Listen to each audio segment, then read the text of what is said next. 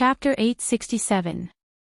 The sudden turn of events on the battlefield disrupted all the arrangements, and Brando understood for the first time that the so-called precision plan was basically equivalent to the decree of Hesse I, the Lord of the Road, under the art of command in this era. It was just a joke. The old-fashioned command structure and sloppy discipline of the noble army, especially the retainer knight, was the enemy of all commanders. In such a situation, what you had to consider was not praying that there would be no mistakes, but rejoicing that there were no mistakes at all. The more complicated the plan, the more loopholes there would be. The Slovenian region was located to the north of the Silman Valley, southeast of the Tosenkade Forest, and at the end of the Grinoires province in the Chablis Mountains. The low valley hills cut off the connection between the plains of Lake Valendon and the Silman Valley, like a natural barrier. A few tributaries that fed into Lake Valendon cut across the hills, forming a few relatively flat valleys. The army of the Bloodstaff advanced along these valleys, and Cohen's men had long been tailing them to find out the direction of their march, and found out that these skeletons might pass through the two valleys of Kreven and Chenier. Kreven and Chenier were the two most important passages in the Slovenian hills. These two valleys were surrounded by the Jondel Mountains, and were forked to the north, with many small hills in between. At this time of the year, there were many large linden forests on the flat slopes that could be used for an ambush. This place was almost an ideal place to set up an ambush, and the Bloodstaff seemed to have never considered that there would be an alliance from Lantanainen and Viro ambushing him here. His previous victory had made him arrogant, and that was why he was defeated here in history. In Brando's original plan, the four armies of Viro, Lantanainen, Tonajol, and the Highland Knight would set up an ambush in the Kreven and Chenier valleys, and open up an encirclement of about 20 miles. Lantanailen's army would be the first to block the attack, and then Viro and Tonajol's cavalry would go around to the flatter valleys at the back to launch an attack, and completely annihilate the Bloodstaff's army. However, the current situation had developed beyond everyone's expectations. The Bloodstaff's army was divided into two, and moved forward in the valleys about 7 or 8 miles apart. When the vanguard on the wing encountered Viro's army, the retainer knight in Viro's army could not hold back the excitement in his heart and launched the attack first. The result was that the Bloodstaff's army did not enter the encirclement at all.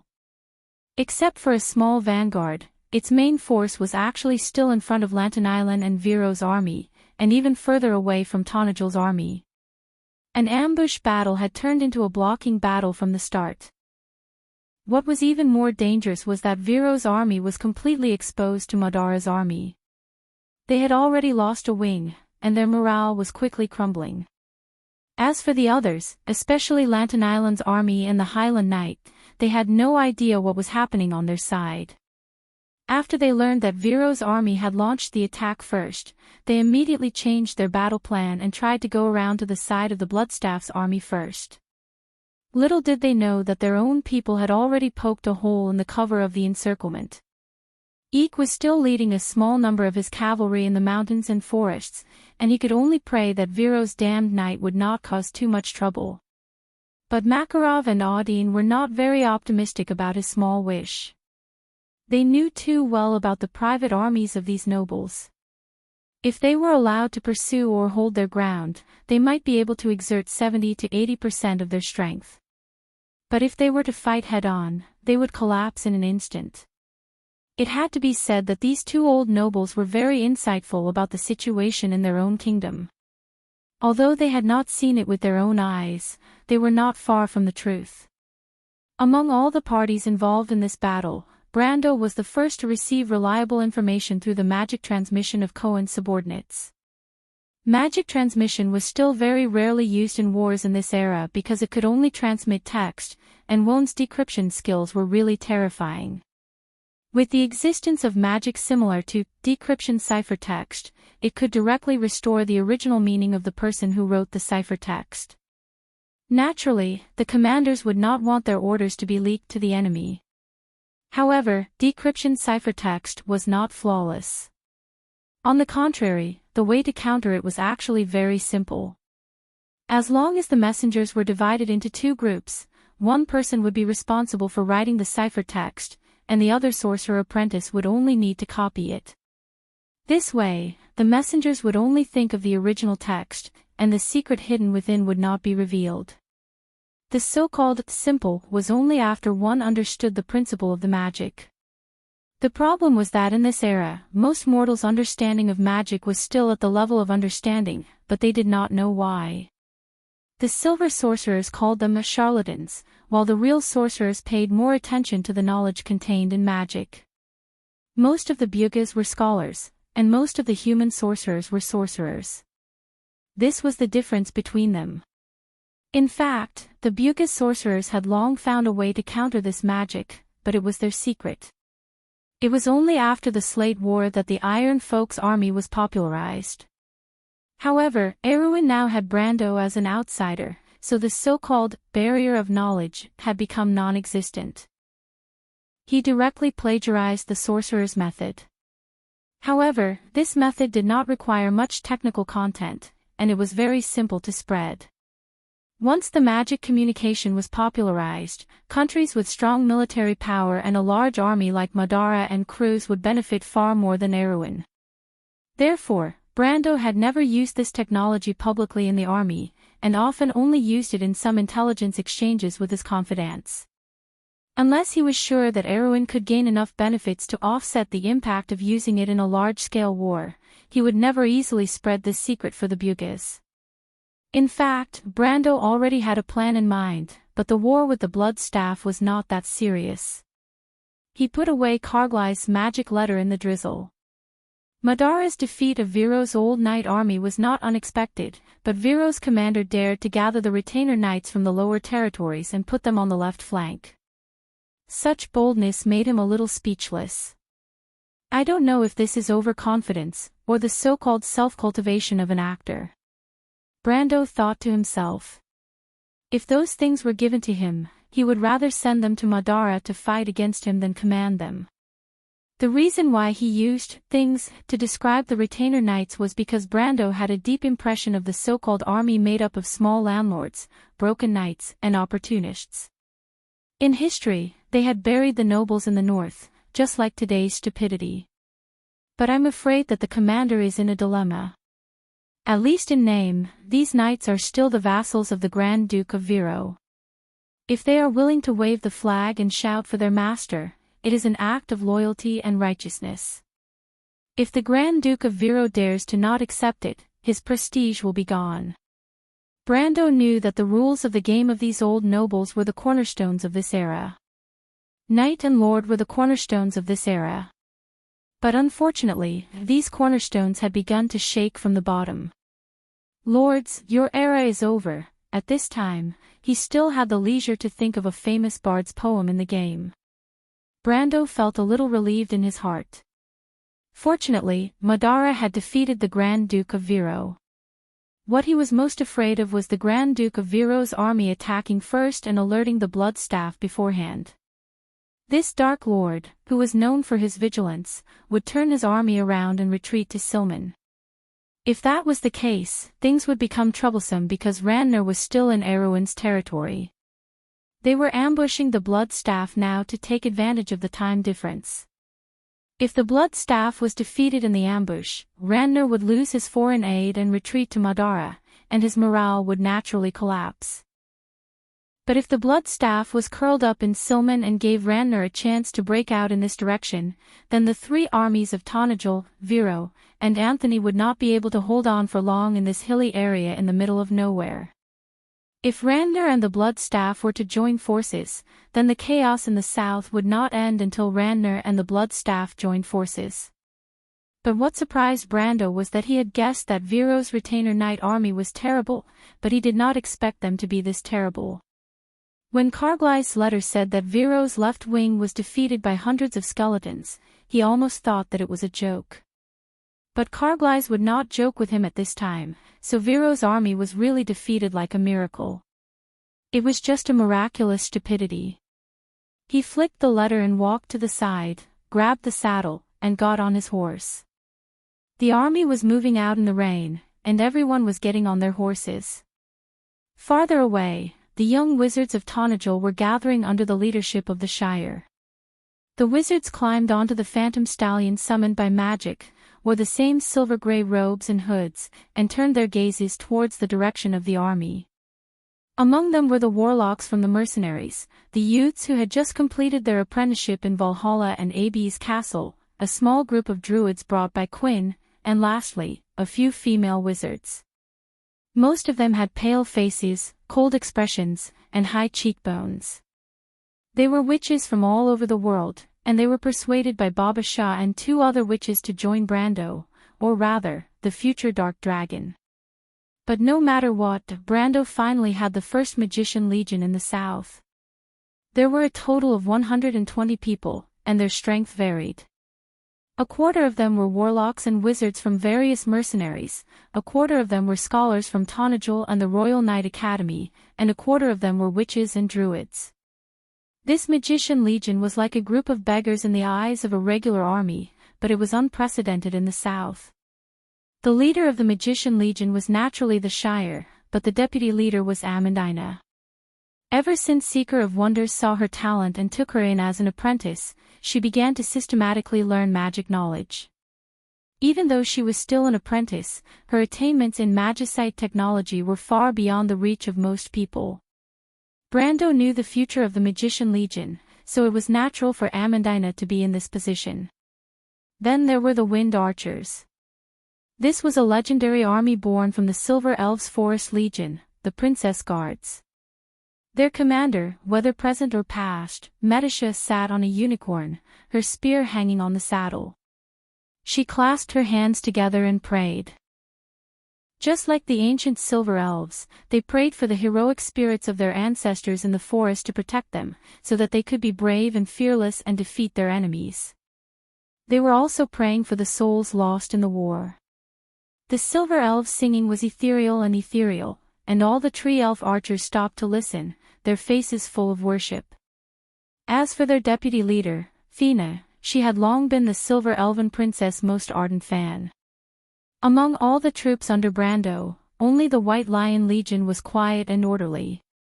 The young men from Tonajul seemed to be used to the atmosphere under Brando's command, and the officers and soldiers from the original White Lion Legion were full of curiosity. However, there was a sharp sword in their eyes. This sword was shining brightly in Freya's hand. Ever since this sword reappeared in the world, the new White Lion Legion had gained a soul. Their deputy commander, Carglass, was far away in the Silman Hills in the south. Naturally, it was impossible for him to appear in this army. By Brendel's side, only Hipamela and Sheeta were left. The former was wiping the thick surface of the mountain range. Rainwater fell on the stone scepter, and the scepter actually emitted a circle of green light, as if it was bursting with life in the soil, full of a lush aura. However, the little fat dragon did not dare to utter a single word. It roasted Hipamela's prawns and ate them. The divine priest girl did not cause any trouble for it during dinner. Instead, without a word, she went straight to the door with the mountain range's wool in hand. Hipamela benefited the most from the battle in the deadly frost forest. At this moment, her strength had recovered to the level of elemental awakening. Coupled with the almost invincible Gaia's scepter, Sheeta's fate could be imagined. Anyway, from then on, it saw Hipamela like a mouse seeing a cat. The last group of people to appear in Brando's vision was the Cruise's Broken Sword Knight Regiment. These proud knights rode past the bottom of the hill one by one, raising their swords to signal him. Although there were not many of them, only a few people understood the horror of this knight regiment. Little Pero was still wearing his thick cloak with his crossbow inserted under it. He raised his head and looked at Brando. "My lord, is the news reliable?" "It's reliable without a doubt," Brando replied. Little Pero showed a slightly surprised look. In this era, it was very difficult to tail and investigate the undead army. This difficulty mainly stemmed from 2 aspects. On the one hand, before this, the black rose of the Roman tool rarely appeared in the eyes of the world. Even in the eyes of Erwin, the Dark Kingdom was a broken and weak country. Less than 10 years before the First War of the Black Rose, the lords of Karsuk often led their troops into Madara's territory to plunder in revenge. Although the undead of that era were terrifying, the Dark Lords were like a plate of loose sand. They could not wait to see their colleagues attacked by humans so that they could take the opportunity to annex them. In that era, it was almost impossible for a Lord of Madara to fight against the strength of a kingdom of Erewhon. Therefore, except for those civilians who were harmed by the undead in the border areas, in the mindset of the nobles of Erewhon, Madara was a weak, bandit country. They did not understand anything about this country, and disdained to understand it. The War of the Black Rose was a terrible nightmare for the entire kingdom of Erewhon. In fact, until now, the nobles still did not know how they lost. The previous defeat of Viro's army against the Blood Staff was enough to explain everything. Therefore, this was a country that they knew nothing about. It was a mystery in itself. On the other hand, the huge difference between the undead and the living made it very difficult for human scouts to get close to the undead army. This problem was the most difficult problem to solve until Madara and Saint Tossel fought. Although Madara did not border the Cruz Empire on land, Little Pero and the rest of the academicians were still very clear about this. They were also very skeptical about Brando's words. Brando's confidence came from his knowledge that transcended the era. In the future, the Wind Elves had many ways to deal with these skeletons, and Kargleis was taught by him personally. It was not difficult for him to bypass the Blood Staff's army. When he was in Butchie, he personally led the refugees to escape from under the nose of Madara, and Kargleis only led a few scouts to follow behind the army.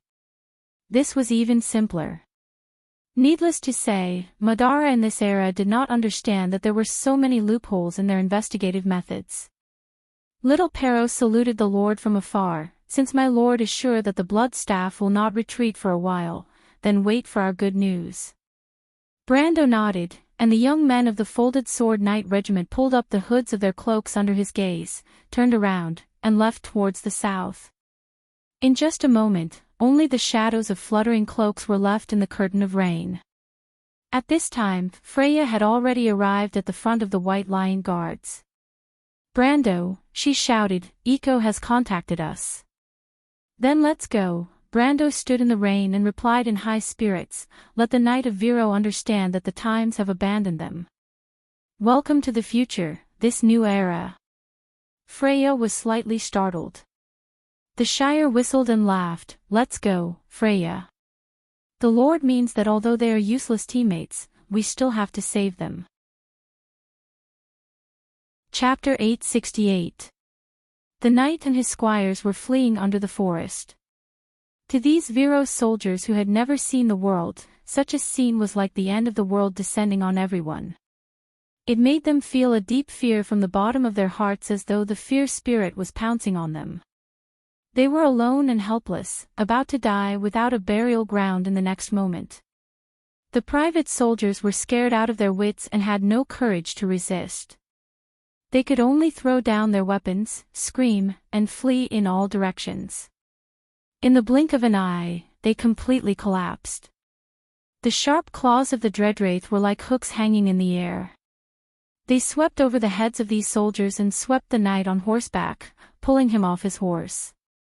The knight screamed in agony. With a crash, the lower half of his body was pulled out along with his intestines and spine. The bloody lower half of his body flew into the air and fell down. Pieces of his organs and smelly blood splattered all over the ground. The Dreadwraith let out another ear-piercing scream and flew out of the forest again. Count Jacques, the supreme commander of Viro's army, watched this scene with a pale face. 30 to 40 Dreadwraiths spread their wings that were several meters wide and drove the retainers and squires into the forest. Many of the knights were not killed by the Dreadwraith at all. Instead, they were killed by the Dreadwraith when they smashed their heads against the trees, or they were trampled to death by the Dreadwraith. This was especially true for the squires who panicked and didn't know where to run. If they were pushed to the ground, they would most likely die. The scene of 1,000 or 2,000 people being driven into the dense forest like ducks was very sad and funny. If they had the courage to stop and fight back, they might have been able to escape unscathed. However, they were already scared out of their wits. They would rather scare themselves to death than stay and fight the Dreadwraith. The noble commanders of Viro's army and the more noble knights looked at this ridiculous scene, but no one laughed. Count Jacques turned back and whispered an order. Many priests in red robes and pointed hats walked out of the forest. They held holy objects in one hand and the scriptures of the Holy Cathedral of Fire in the other. They walked along the ranks of the knights in the forest and chanted something in a low voice. Not long after, a visible white light rose from the scriptures in their hands and formed a halo. This halo gradually enveloped the entire army. Count Jacques felt as if a warm power had been injected into his heart. This power didn't bring him any practical benefits, but it had a surprisingly soothing power that made him calm down for the time being. This was the blessing of courage. The restless noble's private army in the forest also quieted down slightly under the chanting of the priests of the Holy Cathedral of Fire. It's the halo of fear. Those screaming monsters must be higher-level undead. Jacques held the hilt of his sword and said to the others around him. Compared to his colleagues who were even paler, Count Jacques had at least experienced the War of the Black Rose. He was one of the few generals of Viro who had dealt with Madara. In this matter, Duke Viro regarded him as a trusted aide. When Her Royal Highness brought Brando's letter to her grandfather, Duke Viro let him answer. However, at that time, he was dismissive of Brando's conjecture. In his deep-rooted view, the things in the darkness in the east were just flies and dogs. During the War of the Black Rose, Madara gained an advantage purely because the kingdom did not put too much effort in the Buchi region. For example, in Karsuk, the Highland Knight did not let Madara gain too much advantage. But at this moment, Count Jacques' heart began to waver. The army of Madara in front of him was obviously different from the one he saw in Viro last year. When he was leading the army to fight against the undead army in Viro, even though he was terrified, he still remembered the first time when the swaying ribs attacked from the forest. The farmers and soldiers he recruited from the countryside almost collapsed at the first moment. Fortunately, his trusted knights were able to hold their ground, and after a series of attacks, they realized that the Madara skeletons were only a so-so. The only thing that could threaten them was the liches, but their fighting strength was only on par with the knights under the Lord's command. Of course, Count Jacques did not know that it was Frostclaw's army that invaded Viro. Frostclaw was a ghoul, just the lowest level of Madara's dark nobility. It was probably on the same level as the retainer knight under his command. When it sneaked into Viro, it was only to avoid the terrifying Highland Knight and take advantage of the situation. It had the same idea as Master Planchet, but it did not expect to run into the muzzle of Jacques' gun. The two fought a head-on battle, and it was evenly matched. Jacques lost almost all of his retainer infantry, but Frostclaw was even worse. It lost a lot of liches and was unable to recover from the setback. Not long after, it was annexed by other lords. He also did not know that the ones who invaded Buchi were the elites of Madara in the War of the Black Rose. Insursta and Tarkus were the confidants of the Supreme of Madara, and the one-eyed dragon Tarkus came from a famous family. The vampire family was the most trusted force of His Majesty the Emperor of Madara until the Battle of the Oblique Forest. And now, although the army under the Blood Staff was not as luxurious as the combination of Insursta and Tarkus in terms of commanders, its army was in fact more powerful than the army under Insursta in the War of the Black Rose after joining the Dark Mercenaries from the Sea of the Dead Moon. This strong contrast was now clearly magnified thousands of times in Count Jacques' vision, making his mood fall from the clouds all the way to hell. Although he was still a seasoned soldier, and on the surface, he calmly said something about high-level undead creatures, but in fact, he knew in his heart that these things were only hearsay. Count Jacques' colleagues were clearly aware of his tricks, and they were not too comforted. They saw dozens of the same terrifying creatures flying out from behind the fearsome spirits that chased away the night. They swept over the gentle hillside, the forest of linden trees on the hillside, and a few low hills, heading straight in their direction. Although there was still a considerable distance between them and the fearsome spirits, they were still frightened and panicked. They were at the top of the hill facing the Churney Valley, and on the other side of the valley opposite the left wing, they were about a few miles away from the fleeing retainers and knights. On the right side, in the dense coniferous forest, elite heavy infantry were lying in ambush, protecting the crossbowmen in the center. This was originally a very beautiful blocking position. Relying on the cavalry on the left wing, they could effectively contain the undead army of Madara in this open valley of 10 to 20 miles, buying time for the Tonajul and the Lantern Islands. But now, the problem was that they had lost the ability to contain the enemy. After losing the cover of the cavalry, the heavy infantry and crossbowmen were now at the mercy of the enemy, not to mention that Madara still had air power. At this time, a famous swordsman by Duke Viro's side had identified that the fearsome spirits were at least mid-silver ranked creatures, which meant that they were at least level 4 creatures. This made everyone's face pale. More than 100 level 4 creatures, these creatures alone could kill less than 4,000 of them. Counts Lin and Count Beauregard immediately insisted that they should retreat. Their reason was to preserve the strength of the Allied forces. If they were wiped out before the Lantern Islands, then the scene in the Silman Valley would repeat itself. But if they could at least withdraw these 4,000 men, or at least withdraw 6 out of the 12 brigades, then there would still be hope for the rest of the battle. The noble knight immediately agreed with this statement, but Count Jacques himself was sneering. He knew what these people were thinking. They said it in a dignified manner, but in fact, they were just afraid of death. They thought that this was a battle that was in the bag, so they fought to be the first to participate in the battle. But once they encountered a little danger, they immediately wanted to stay out of it. Of course, Count Jacques himself also knew that he was not a noble person, so these people's thoughts were pardonable. But the question is, are these people idiots? He could not help but be angry. Do they still think that the initiative is in our hands? That they can retreat just because they want to? Thinking of this, Count Jacques could not help but become cold. At least compared to his colleagues, he was still a noble lord who knew his soldiers well. Count Jacques stabbed his sword into the ground and suddenly replied coldly, "His Grace the Duke has given us full authority to command this allied forces, so we must be loyal to our duties. You are the Duke's retainers, how can you retreat without fighting?"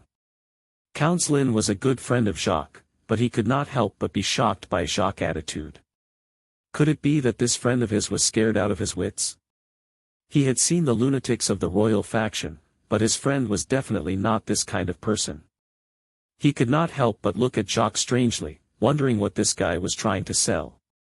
Most of the other nobles had the same idea, but their gazes towards Count Jacques became more or less unfriendly. It was like an unspoken rule. In the current noble circle, you can be upright and plain-spoken, but if you want to harm the interests of others, or even their lives, then you are destined to be an existence that cannot be tolerated by the rules. Today's nobles of Erewhon, just like Brando said, were no longer as glorious as they were in ancient times. King Eric's nobles had set an example, using their swords to plow out a kingdom in this barren land. But their descendants had long since lost their courage, and became useless people who only had schemes and power. But at this moment, Jacques more or less had the same idea. He simply could not understand, how could these people who he usually talked to so happily be so stupid? He coldly looked at these people, and had to make things clear. How do you plan to retreat? Can you outrun the skeleton knight? Or can you outrun the monsters in the sky? A bunch of idiots. Now our only chance of survival is to hold on here and wait for the Lantonians to come and save us. Of course, you can try to turn around and run, gambling on that less than 1% chance of survival, but do you have the guts? After saying this, Count Jacques could not help but let out a long sigh. He did not know why, but although he clearly felt that defeat was imminent, his heart was inexplicably carefree. He suddenly realized that compared to this group of idiots, at least he was one of the more outstanding ones. Everyone was stunned. These nobles, although most of them were Viro's retainers and knight in name, but in reality, most of them were only under the protection of their fathers. They were all well-known figures in the circle of nobles, but unfortunately, war. That kind of thing was a little too far away for the Viro province. In their eyes, the most recent war was probably the dispute between Duke Viro and Count Ranner. In Brando's eyes, it was not even considered a border conflict, and the scale was comparable to a village brawl. These nobles had forcibly created a few so-called famous generals. Once upon a time, Count Jacques himself was one of them, but now he could only feel his face turning red. After a while, most of these nobles confirmed Count Jacques' words from their friends or subordinates, and suddenly they were like frosted eggplants, lishless. There were also a few who were so stupid that they even opened their mouths and asked if they could surrender to Madara. Of course, everyone knew that it was possible to surrender, as long as they became dead men. But this result was not something they could accept. In fact, this was one of Madara's disadvantages against the human kingdoms. Normally, when a human kingdom clashed with a human kingdom, or even any other civilized kingdom, surrendering and ransoming nobles were very common. Nobles who were captured would be treated with dignity and wait for their families to pay a price to ransom them. Then they would return to their kingdom with dignity, and they would be treated like heroes. This was common knowledge among nobles in wars. But Madara was a kingdom that did not accept living beings. Being defeated by Madara was equivalent to being killed. So in a battle against Madara, even the most cowardly army would not choose to surrender, and would often fight to the death. And now, Count Jacques was left with such a choice. If he did not stay and fight, he would only be killed. There was no other way. What if the Lantern Islands don't come? They know that we have been defeated, and I think it's unlikely that they will come to die. One of the nobles could not help but ask. How dare they not come, replied the Count of Beauregard, in a fit of anger. But after saying this, he opened his mouth and suddenly did not continue. The people present seemed to have suddenly remembered that they changed the battle plan without permission, or else they would not have fallen into such a situation. And now, not only did the Lantern Islands have a reason not to come, they could even scold them for their stupidity behind their backs. Of course, in the eyes of these nobles, this was definitely not because they had made a mistake, but because the Lantern Islands were so narrow-minded. The forest was silent for a moment. Count Jacques was worried that it would affect the morale, so he replied, "Don't worry, that Count Tonajol is very likely not to come. As far as I know, he is such a narrow-minded person. But Lantern Island's commander, Iko, I know that guy's character very well. He is an idealistic knight, and if he can come, he will definitely come to save us. Of course, the premise is that you have to be strong enough to last until then, otherwise don't blame him for coming to collect your corpses." With this explanation from Count Jacques, in addition to Iko's reputation after the Battle of Ampere Seal, the nobles of Viro could finally breathe a sigh of relief. In fact, there were already people who praised Iko's character in private, as if the knight could hear their praise from miles away and quickly come to their rescue. With this latent hope, Count Jacques finally boosted the morale of the army a little. At this moment, they were no longer fighting for victory, but purely for survival. Viro's army began to re-establish their defensive position in the Linden Forest, and their movements were quickly transmitted to the Blood Staff through the Dreadwraith. The Dark Lords of Madara had completely calmed down by this time. At least they thought that they had figured out the details of the unknown enemy in front of them. It could only be the Lantern Islands or the Viro. Anyway, it was definitely not the Highland Knight. As for Count Tonajol. Sorry, what was that? These dark nobles from the Sea of the Dead Moon had never heard of it. The obvious good news for them was that it seemed that Lantern Island and Viro's army had no understanding of Madara at all. They were completely different from the army of Grimoires, and more similar to the army of Erwin a year ago. This kind of army, whether in the eyes of the Blood Staff or these unruly dark mercenaries, was just trash. That was just a pile of trash. In fact, it was even worse than trash. It seems that they still have reinforcements. The black-haired young man knocked on the map and replied to the blood staff, "This reinforcement should be around us. Although I don't know how these Erewhon people played themselves out, they are not a threat to us. However, they don't pose much of a threat to us. Even if this pocket is closed, their combat strength alone is not worth mentioning. Moreover, these idiots have already messed up. Now, we just need to eat these idiots safely." He chuckled. "They're here to provide us with a source of soldiers." The blood staff also sneered. The stupidity of the Erewhon people might be a little surprising to these dark mercenaries, but to the blood staff, it was a common occurrence. The combat strength of the white-winged cavalry of the Vermeer Legion previously surprised him. It was already a little abnormal, but this was their normal level. Its eyes stared at the pale map made of some unknown animal skin, as if it was really looking down at the land from the sky. The undead army was advancing across a few miles. Unless the humans had sealed off the area, it was impossible for them to surround the undead army. Of course, it might have been possible, but the opponent's stupidity was pitiful. "Let's use the skeletons to test their combat strength first," it replied coldly, setting the tone of the battle. Chapter 869. The gently undulating hills were like a wrinkled carpet, and the last colors of summer had yet to fade. The grass and trees were a deep green, and there was a light drizzle. The slightly cold air seemed to have shrouded the entire battlefield in a thin layer of fog. On the hills next to the valley, many figures gradually appeared at the edge of the linden forest. They were soldiers, wearing heavy armor and pointed helmets. On their right shoulder was the head of a white lion. The lion lowered its eyelids, as if it was thinking at all times, outlining the calm aura of this army. The first officers to walk out of the forest mostly had embellishments of burning demon horns on their shoulder armor, indicating that they had participated in the Battle of Ampere Seal and had survived the bloody battle against the demons. The young man walking at the front had a pair of resolute eyes under the edge of his steel helmet. His name was Mars.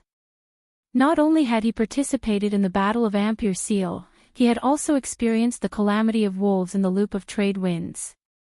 There was a total of 60 young people from all over Tonajul with him, and half of them had died on the battlefield of Ampere Seal. However, he had survived and personally received a helmet with a long white mane from the Lord, becoming a platoon leader knight of the White Lion Guards. He turned his head and looked at another officer behind him. The other officer was also wearing a helmet with a metal mask, and only a pair of light brown eyes were shining with wisdom. He knew that this person was called Gasol. Although he did not participate in the Battle of Ampere Seal, he was one of the first officers to follow the Lord. Now, just like him, he was a corps officer of the White Lion Guards. There were many people like him in Abes. Brando currently had 2 systems under his command. One was the original Red Bronze Dragon mercenaries, the leader of which was the Red Bronze Dragon Redo. This veteran of many years of war had long been an important figure in Tonajul. Most of his subordinates were the first batch of people to follow Brando, and now this system had a faint aura of a veteran. However, Brando had always intended to downplay the role of non-professional soldiers in Tonajul. The Red Bronze Dragon mercenaries were stationed in Abes, and now they were mainly responsible for local security in Tonajul. They were in the same position as the subterranean dwellers who were in charge of local defense. However, Redo himself was not ambitious, so he was comfortable with this arrangement. Of course, Brando's arrangement was not for the sake of power, but only to emphasize the role of professional soldiers in Tonajul in the future. No one knew better than Brando how the private armies of the old nobles were full of drawbacks. The bloody experience of Viro's army today was a bloody lesson for those who did not understand Brando's arrangement. However, they did not understand that Brando saw far more than that. He knew better than anyone else what Erewhon needed. Brando's other system was the newly formed White Lion Legion and the Wind Archer Legion. This system was the future blood of Tonajul, but he did not stop his old subordinates from joining in. Many people could see that this was the true core of Brando's future. Those who were optimistic about the future of the White Lion Legion, including the mercenary commanders who were originally by Brando's side. Other than Cornelius, who was now working in the logistics department, Yuta and Rabin took the initiative to join the White Lion Legion and became the knight commanders of the 3rd and 4th platoons. These people, along with the locals of Tonajal and the youths of the royal faction who were transferred from the White Lion Legion, had become the 3 main factions in the new White Lion Legion. However, Brando hated the idea of factions, so these factions only existed on a geographical level. Gaspard noticed his colleague's gaze and turned his head. At the edge of the forest, a dense group of White Lion Legion soldiers were slowly marching out. The youths had already unsheathed their swords, and the White Lion Legion's heavy swords glinted faintly in the misty rain. The flag bearers had yet to raise their flags, so it was impossible to see their formation. However, in the distance, there were a few figures standing on horseback. "Are you nervous?" In such cold weather, Brando's breath was almost white. However, with his strength, he naturally did not need to wear a metal mask or heavy armor. He only wore a gray breastplate over his shirt, and the belt under the breastplate was tightly buckled to his waist. The emblem of a 2-headed vulture was engraved on it, and it was his new spoil of war, the crevice of Lonia. He said this to Freya, who was beside him. The future goddess of war shook her head.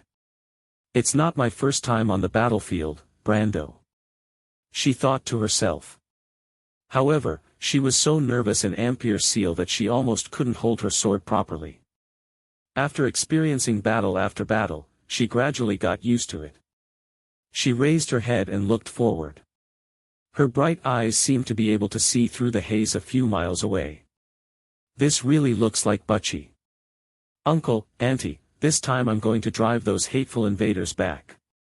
It was the same gentle hills of the Pine Mountain Range, and behind the rain and fog were the same enemies from that night.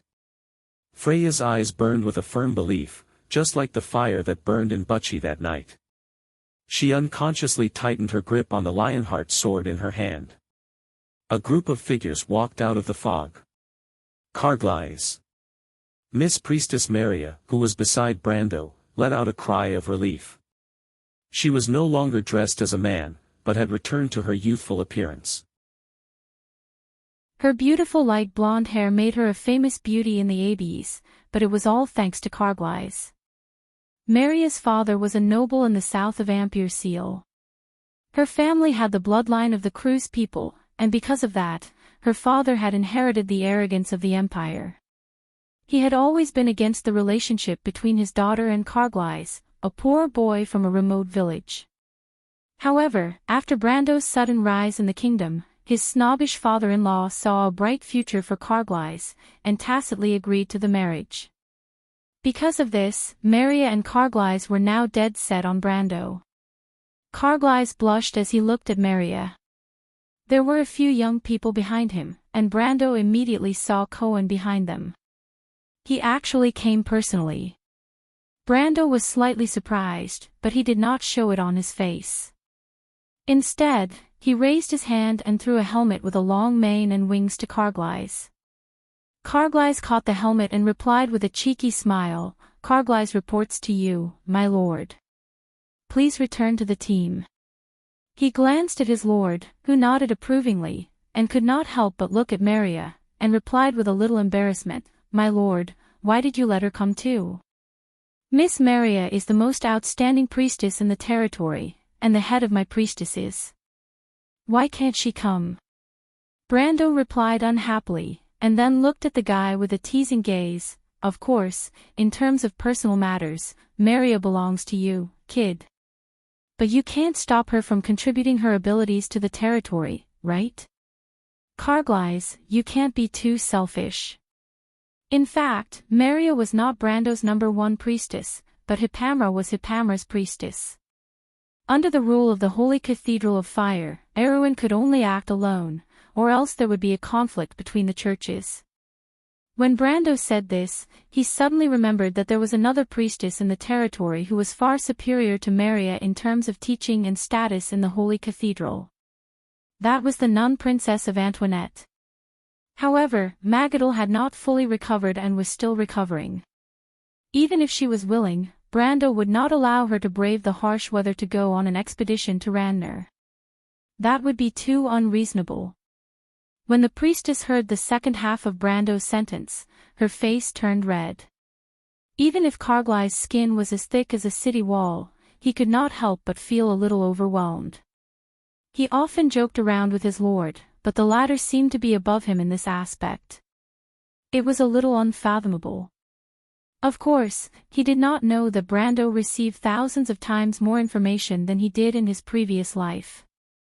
In terms of ability to ridicule, Brando was far better than him. The only reason he did not argue with him before was because he had not established his authority as a lord yet. Perhaps even Carglass himself did not realize that he had unknowingly acknowledged this lord who was probably 1 or 2 years younger than him. He quickly coughed twice to cover up his embarrassment. At this time, Brando was looking at Cohen, who was behind him. The young man was thinner than when he first met him. His cheeks were deeply sunken, but his dark eyes were deeper and sharper, and his whole person was more tenacious. He was wearing a thick animal skin cloak, and his temperament was somewhat similar to little Perrault's. It had only been half a year since they last met, and he had grown a lot taller. He was still a teenager before, but now he had the demeanor of a master. "It's been a long time, Count." Cohen was the first to speak. He was previously interested in the banter between Brando and his subordinates, but he was very surprised by the relationship between them. He was born in the mines under Ranner's rule, and he was used to the exploitation of the lower class by the old nobles of Erewhon. He hated the nobles and bureaucrats, and he had no good feelings for them. Like all those who had ambition since they were young, Cohen dared to put his hatred into action. But in the end, it was difficult for the future king of Ranner to see beyond this era. Although he yearned for equality and freedom, it was difficult for him to imagine a world that truly respected equality between people. Therefore, it was even more difficult for him to understand Brando, who was a freak among the nobles. It seems that this Count Tonajol is indeed a maverick like the rumors say. But I don't know if it's because of his personality, or if it's just a pretense. In fact, he already had an answer in his heart. After all, Brando had once helped all of them in the underworld of Schaflund, and this lord had left a deep impression on him. He was different from the treacherous nobles, who valued promises and kept them. He had the demeanor of the ancient nobles. Cohen did not simply hate the nobles, but he hated the upper class of the kingdom that stood in the way of corruption. Every citizen of Erewhon had a yearning for King Brando's beliefs, and Cohen was no exception. The appearance of a noble like Brando gave him a kind of inspiration. Perhaps this was the person he was looking for. The future king of Ranner's thoughts were extremely complicated, but he did not show it on his face. He looked at Brando. Brando already had some guesses in his heart, but he still could not believe it. The future king of Ranner's territory wanted to submit to him. He was almost overwhelmed by the unexpected favor. In Brando's view, someone like Cohen who was able to jump from being a refugee to the ruler of a territory was definitely one of those legendary people who were born with great ambitions. If it was not for the fact that Erewhon's territory was too small, Cohen's future achievements would not be limited to this. If such a person was placed in the history of his homeland in his previous life, he would be the founder of a dynasty. Such a person actually wanted to submit to him. Ever since Brando transmigrated to this world, this was the first time he felt that he was overflowing with the aura of a king. However, he quickly regained his composure. The current Cohen was not the future king of Ranner. He was only a bandit leader and had not encountered many opportunities in history. Moreover, because of Brando's existence, it was very likely that he would not be able to encounter such opportunities in his lifetime. The reason why Cohen did not submit to him in Schaflund was because he was only a bandit leader at that time and did not attract Cohen's attention. Secondly, Cohen did not have as many thoughts as he did now. He was only a youth who wanted to go out of Schaflund and see the wider world. But in just half a year, the youth's heart had changed greatly. It seemed that the wider world had indeed changed his life. Thank you very much for everything you've done for the Silman region in this war, Mr. Cohen. Sometimes, birth does not mean everything. Nobles are never born with superiority. There are many capable people everywhere, and you happen to be the most outstanding one among them. Brando flatly praised, there are some people whose starting line is far ahead of you. They were sheltered by their parents, but now they are far behind you. Mr. Cohen, when the ancient nobles plowed the borders of this kingdom with their swords, their birth was never determined by the heavens. There are only two words, faith and struggle. Cohen's eyes lit up. This was what he had been searching for all this time. Brando's words seemed to confirm the doubts in his heart. He almost suspected that Brando had some kind of ability to see through people's hearts. He looked at Brando with an incredulous gaze. In fact, the future king of Randner did not guess wrongly. Brando did indeed have some kind of ability that could see through his heart. In history, Cohen had always been pursuing the glory of the ancient nobles. This was also the dream that every citizen of Erewhon yearned for. However, most people could only dream about it in their hearts, but Cohen dared to put it into action. Brando knew what the king of Randner was thinking, so he naturally would not be wrong. However, he was still a little worried. After all, the person in front of him was different from the one in history. Perhaps his views on life and likes and dislikes had already changed. However, Cohen's expression allowed him to heave a sigh of relief. Fortunately, even though Won's history is in chaos, there are still some details that cannot be changed. He thought that he had managed to convince the other party. Silman is an important gateway to the kingdom's southern border. You've seen what it will become in the future. To the south of here is a dark kingdom. An empire is slowly rising there, and it will be the kingdom's most terrifying enemy in the future. Mr. Cohen, the things that you can do today are far more than what you have done today. Cohen calmed himself down and shook his head. I'm just a fugitive, Count. What I've done today is far from being as noble as you say it to be. I only did it to return your favor. Mr. Cohen, there's no need to belittle yourself. Freya could also tell that there was something going on between the two of them. She wholeheartedly fought to protect the ideals of Butchie, and the other half of her heart was tied to Brando. She knew that Brando wanted to subdue the young man in front of her. She did not need to ask why Brando did what he did, and she had already spoken out to persuade him. However, Cohen only glanced at the female knight in front of him and shook his head. He did not say anything. Brando knew that the pompous words that Freya learned from the Royal Knight Academy were useless against this ambitious young man. Those words would only work on a simple-minded girl like Freya. He looked at Cohen and replied, "You and I are both fugitives. For the sake of the kingdom and the beliefs in our hearts, everything else is insignificant. Why do you care about those complicated formalities?" Cohen thought for a moment, and did not refute. He nodded slightly and stood to the side. Brando knew that he was moved, so he did not pursue the matter. This person was a true hero, and his background was very similar to his own. If he chose to side with him, then he could only stand with him. Looking at the entire kingdom, other than him, no one would treat these people the same way. In fact, if it was not for the support of the princess and his identity as the grandson of Sword Saint Darius, he might not have been able to hold his own in the kingdom. The rejection of the commoners by the nobles was deeply ingrained. Brando ignored the drizzle and asked Carglass, "Tell me, what's the situation now? Is Count Jacques dead or alive? How many of Viro's soldiers are left?" Carglass' spirits were lifted and he immediately replied, "Tormo is a man. Although his retainer knights were a little stupid and almost killed the Viro people, Marcia above, I have never seen such a tragic defeat. That was just a joke. But my lord, it's a miracle that Uncle Tomo did not let his men escape. Madara is really scary." He could not help but shudder at the mention of Madara.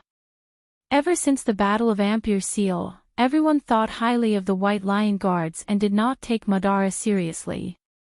Although Brando had mentioned more than once how scary the Roman Rose was, in Karglai's mind, the undead army was only scary in comparison to Erwin's old army. In his opinion, the undead army could easily sweep through the private armies of the nobles, but they were nothing in front of the White Lion Guards. The White Lion Guards had once faced the demon army head-on in the Battle of Ampere Seal. No matter how scary the undead were, they were not as famous as the demons, who were widely recognized as the strongest in terms of individual combat power. However, he couldn't help but feel refreshed by what he had seen today, and his reverence for his lord deepened a little. In fact, every general who encountered the undead army for the first time would have the same thought as Karglai's. Individually, the undead might not be as terrifying as the demons, but once they were united into an army, they would be one of the most terrifying armies in the world. This was an army that was silent. They would not scream out of fear, nor would they run away because of injuries. They would not give up unless they suffered 100% loss. They would not despair, nor would they be excited. They would only move forward and devour everything in their path. As for their opponents, they would never be able to feel the so-called advantage of bravery from these skeletons, because even if they were imposing, it would be meaningless in the face of a group of wooden men. They would still have to kill each and every one of them one by one, crushing them into pieces, in order to obtain victory. The winner of a battle with the undead would feel mentally and physically exhausted, while the loser would feel nothing because they had already become part of the Black Rose. The Roman Rose would never wither, as if it was eternal. Chapter 870. Karglai suppressed the nervousness in his heart and told them everything he saw.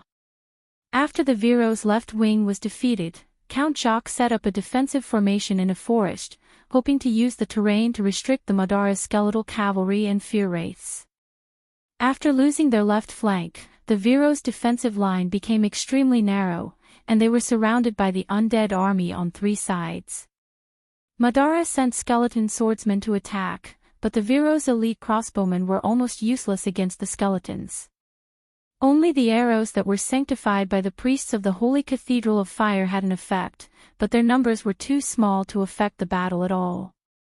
The skeleton swordsmen were slightly weaker than the human soldiers, but they had the advantage in numbers. Viro's elite crossbowmen could not do much, and the remaining 1,000 knights and heavy infantrymen were in a difficult battle. Just like any other human army that fought against the undead, the Viro people's resistance was extremely tenacious. The dark nobles of Madara were used to this, and their method of dealing with the Viro people was very simple. They would exchange casualties with the Viro people regardless of the cost. Brando knew that Count Jacques was doomed. The skeletons were resistant to arrows, and the Viro's army did not bring enough priests with them. It was a suicide mission.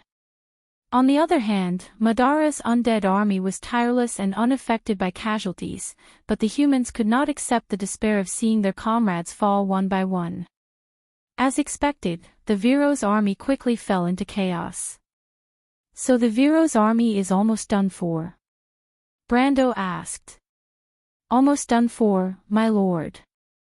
However, Madara's infantrymen are still involved. The Viro's elite crossbowmen are not much of a threat to the skeletons, but they are a great threat to the Dreadwraiths. The Blood Staff lost 2 Dreadwraiths in this battle, and they are probably determined to take down the Viro's elite army. Moreover, the current exchange is very advantageous to them, and they have no reason to let go of this opportunity. You saw it with your own eyes. I saw it with my own eyes, my lord.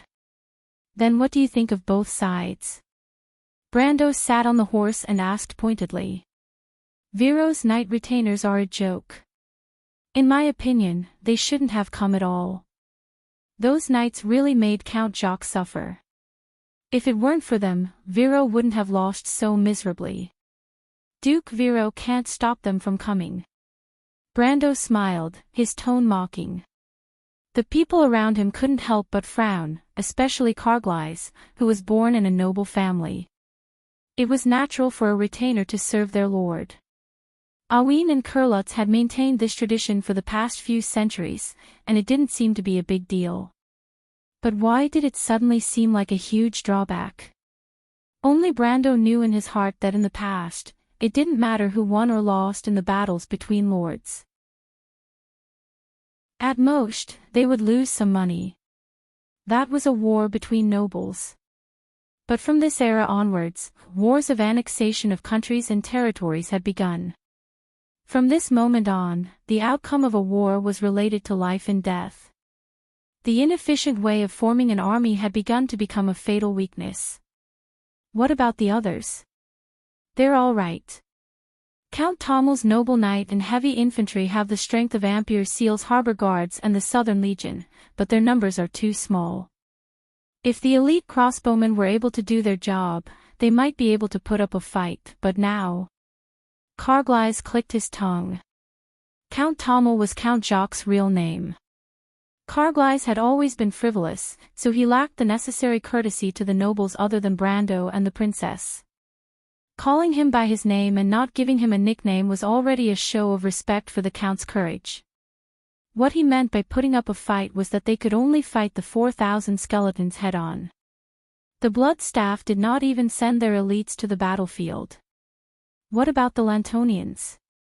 Eek was stopped by the skeletons of Madara. They're right in front of us. They've been trying to support Count Tommel, but the skeletons didn't give them the chance. But the Lantonians are really strong. They didn't let them have the upper hand. I saw Eek and his knights circling around the skeletons. They're probably waiting for us to arrive at the battlefield. Brando smiled. The commander of this army must be Eek's fiancée, Yura. That blind girl with 9 phoenixes was a genius. She was a true chosen one. If it weren't for her and Eek's early deaths in history, Erwin's history might have turned out differently. At that time, there were several strong people in the south. Other than Eek and Yura, there was also Cohen in front of him. If the three of them could work together with the Highland Knight, Madara's invasion might not have been so smooth. When the Blood Staff was ambushed in Tosankade Forest, Yura played an important role in it. Tell me about Madara. He deliberately raised his voice. As expected, everyone pricked up their ears. Other than Brando, most of the people here were very curious about the opponent that their lord had always valued. From what they heard, the skeletons were not worth mentioning. Other than Brando and Freya, even the mercenaries who escaped from Butchie did not think that Madara would be Erwin's greatest enemy. These people were more or less influenced by such thinking. But today, they seemed to have seen the other side of the Roman rose. Jano was sitting on the saddle in full armor. She was not used to the heavy armor she was wearing, but she loved it so much that she could not put it down. The beautiful armor that was decorated with embellishments now proved that she was a noble of the kingdom. She was the head knight, and this was the position she had always wanted. If she had this position earlier, perhaps she would have been able to protect her sister. She sighed inwardly. When she heard Brando's words, Yuta pursed her lips again. She turned to Vern and said, "Our lord is here again." The knight captain of the Karsuk cavalry glanced at her coldly and did not answer. "Are those skeletons really that powerful?" "More powerful than you think, but not as ridiculous as our lord said," Vern replied. "I think so too. Our lord must have been frightened by them in Butchie." Although our lord is a little unbelievably powerful, young and handsome, he is still a child after all." Yuta smiled. Vern glanced at her. It was a little too disrespectful to say that. Every Karsuk citizen had a blood feud with the Blood Staff, and he was no exception. He was grateful that his lord kept his promise and brought him here.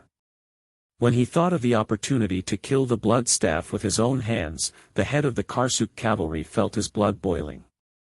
Of course, he might agree with Yuta's words, but he would never describe his lord that way. At this moment, in front of Brando, Carglass was silent for a moment. "If I can, I really don't want to be their enemy. To deal with them, I have to kill them completely. Just thinking about it makes me tired. That's it. It's a little strong. Strong. There was a group of skeleton swordsmen that defeated Uncle Tormobo. Their attire is something I have never seen before. Their strength is far beyond the average skeleton. But the strange thing is that we have never heard of this kind of skeleton swordsman before. I suspect that other than the Dread Wraiths and the skeleton cavalry, Madara has many other high-grade military units that we have never heard of before. They have never appeared in the past wars. Karglais replied. Describe them. The skeleton swordsmen were a little different from the ordinary skeletons. They used two-handed swords that were as wide as a palm. Two-handed swordsmen. Yes, two-handed swordsmen.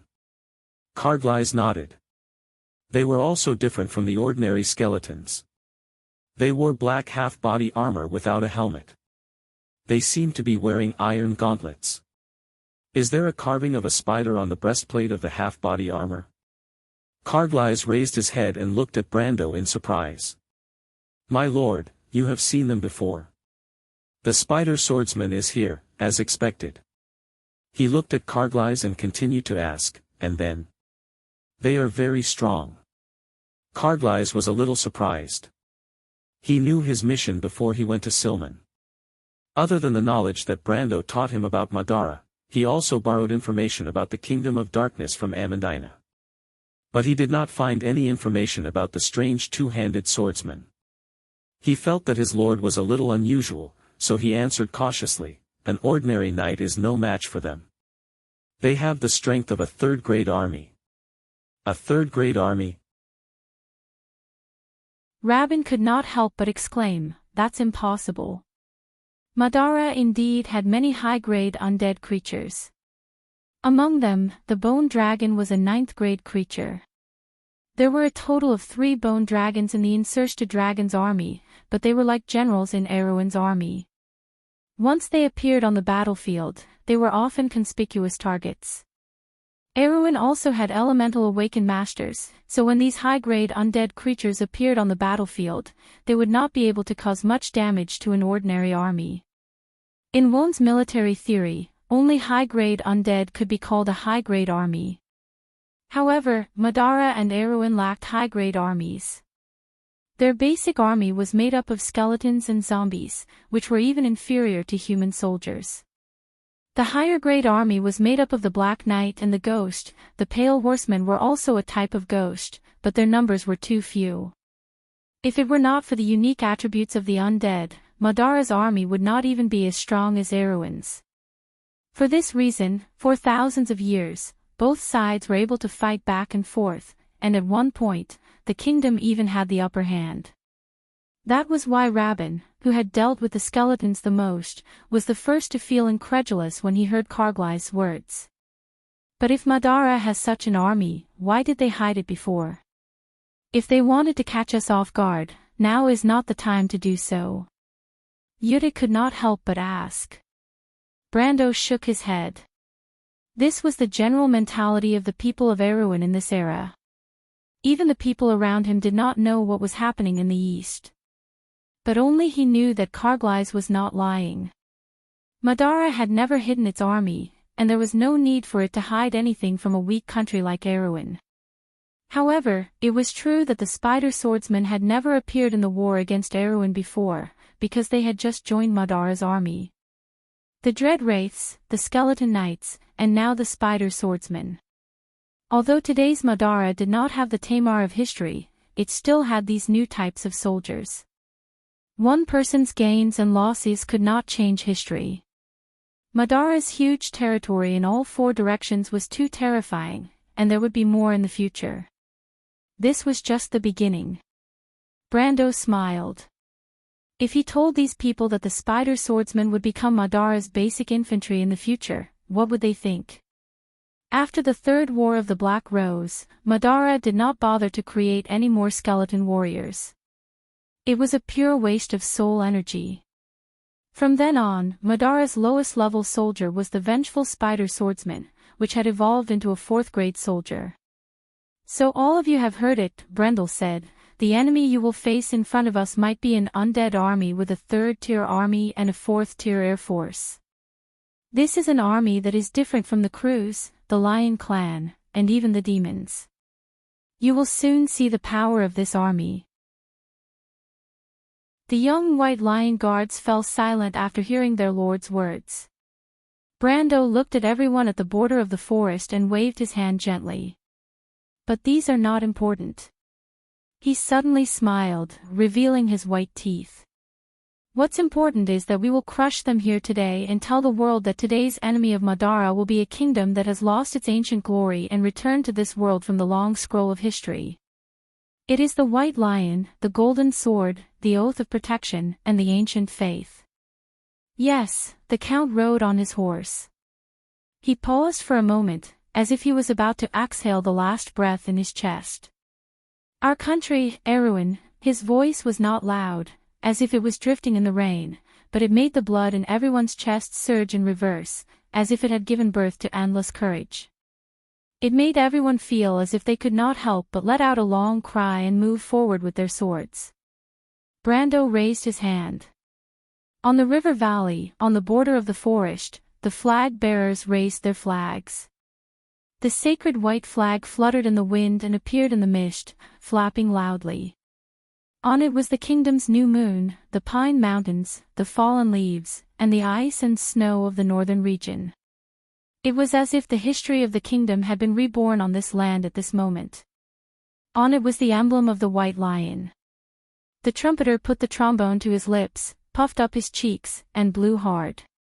The sound of the horn was melodious, as if it had broken through the mist. Who's in front of us? Brando suddenly asked. It's the 2 regiments from the Sea of the Dead Moon. I've already figured it out.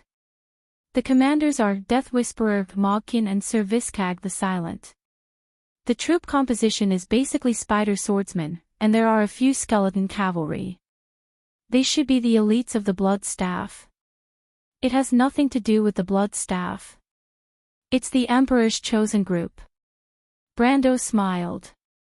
The Emperor's chosen group. It's nothing.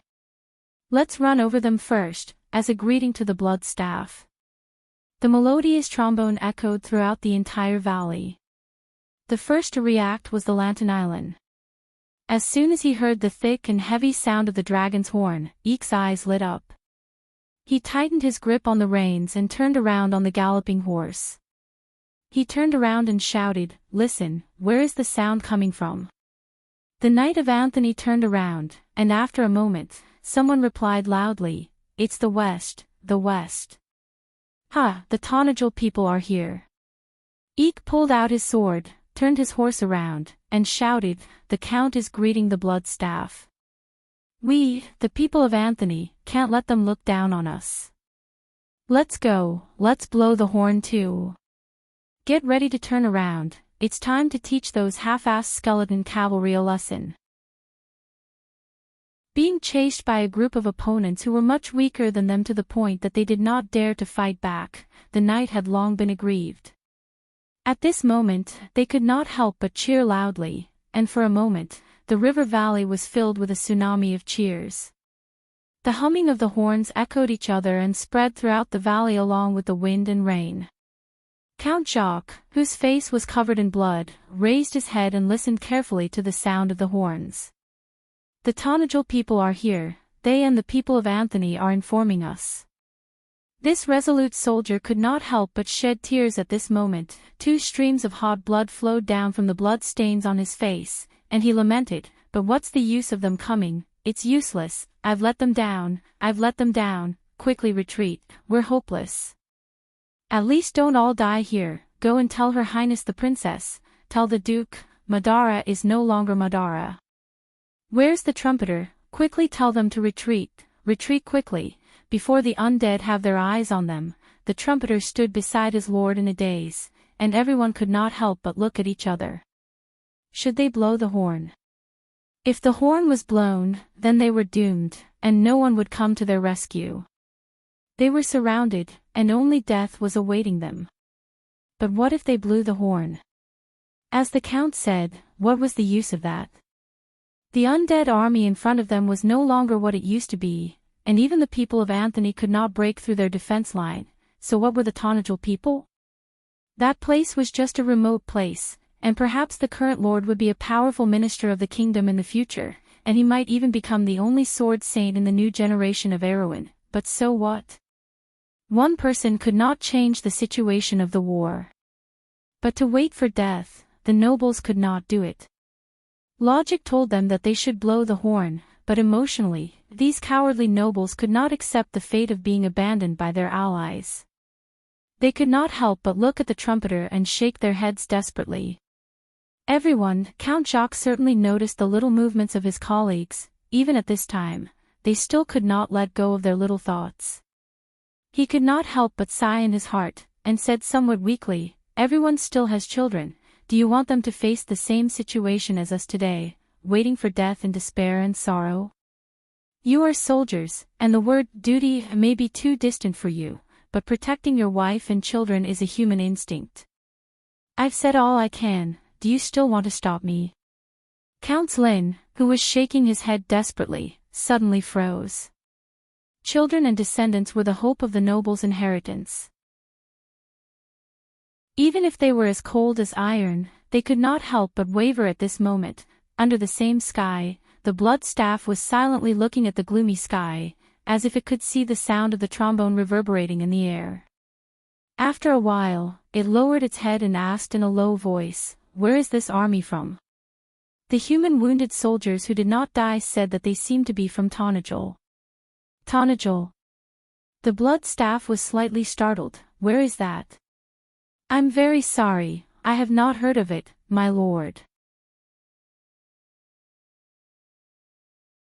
Chapter 871. The 2,000 undead army immediately got into formation on the shallow riverbank. The spider swordsmen in black stood next to each other in a row. They were wearing armor with spider patterns on their chests. They took a step forward in unison and held their palm-wide black greatswords with both hands. They placed the blades flat and pointed the tip of the sword to the ground. One of their hands held the hammer at the same level as their chests while the other hand held the hilt of the sword with the palm facing up. Their bodies leaned forward and formed a certain angle with the sword. The 2,100 skeletons maintained this posture at the same time. Rows of greatswords were put down one after another in the cold rain. The cold light on the edges of the swords formed a line that looked like the sharp teeth of death. A small group of black knights surrounded Sir Viscag. This dark noble lord nicknamed the Silencer was also wearing the armor of a black knight. However, he did not wear a helmet. A pale head was exposed above the breastplate. The few strands of hair on his head were like weeds in the wind. His face was covered with dried livor mortis, and his eyes were burning with pale flames. His entire body was emitting a cold aura of death. He held the hilt of his sword that was inlaid with black roses with one hand. Just like his nickname, he silently looked to the west. That was the undulating river bank and hills. The rain formed a thin mist that blocked the view. Behind the mist, the dark forest stood like a wall. However, suddenly, holy white flags appeared in the forest. Under the flags, there was a group of human infantry marching. Their silver-gray armor reflected the light as they moved up and down. A trace of doubt flashed in Sir Viscag's eyes. He had never heard of this army. However, the other party's equipment was excellent. It was obvious that they were not a random army. 500 meters was a distance where both sides could only observe each other quietly. No shields. Light infantry. The size is about 5 companies. Sir Viscag calculated the size of the army in front of him. For someone like him, this was not a skill. There were more than 400 autonomous regions and small states in the Sea of the Dead Moon.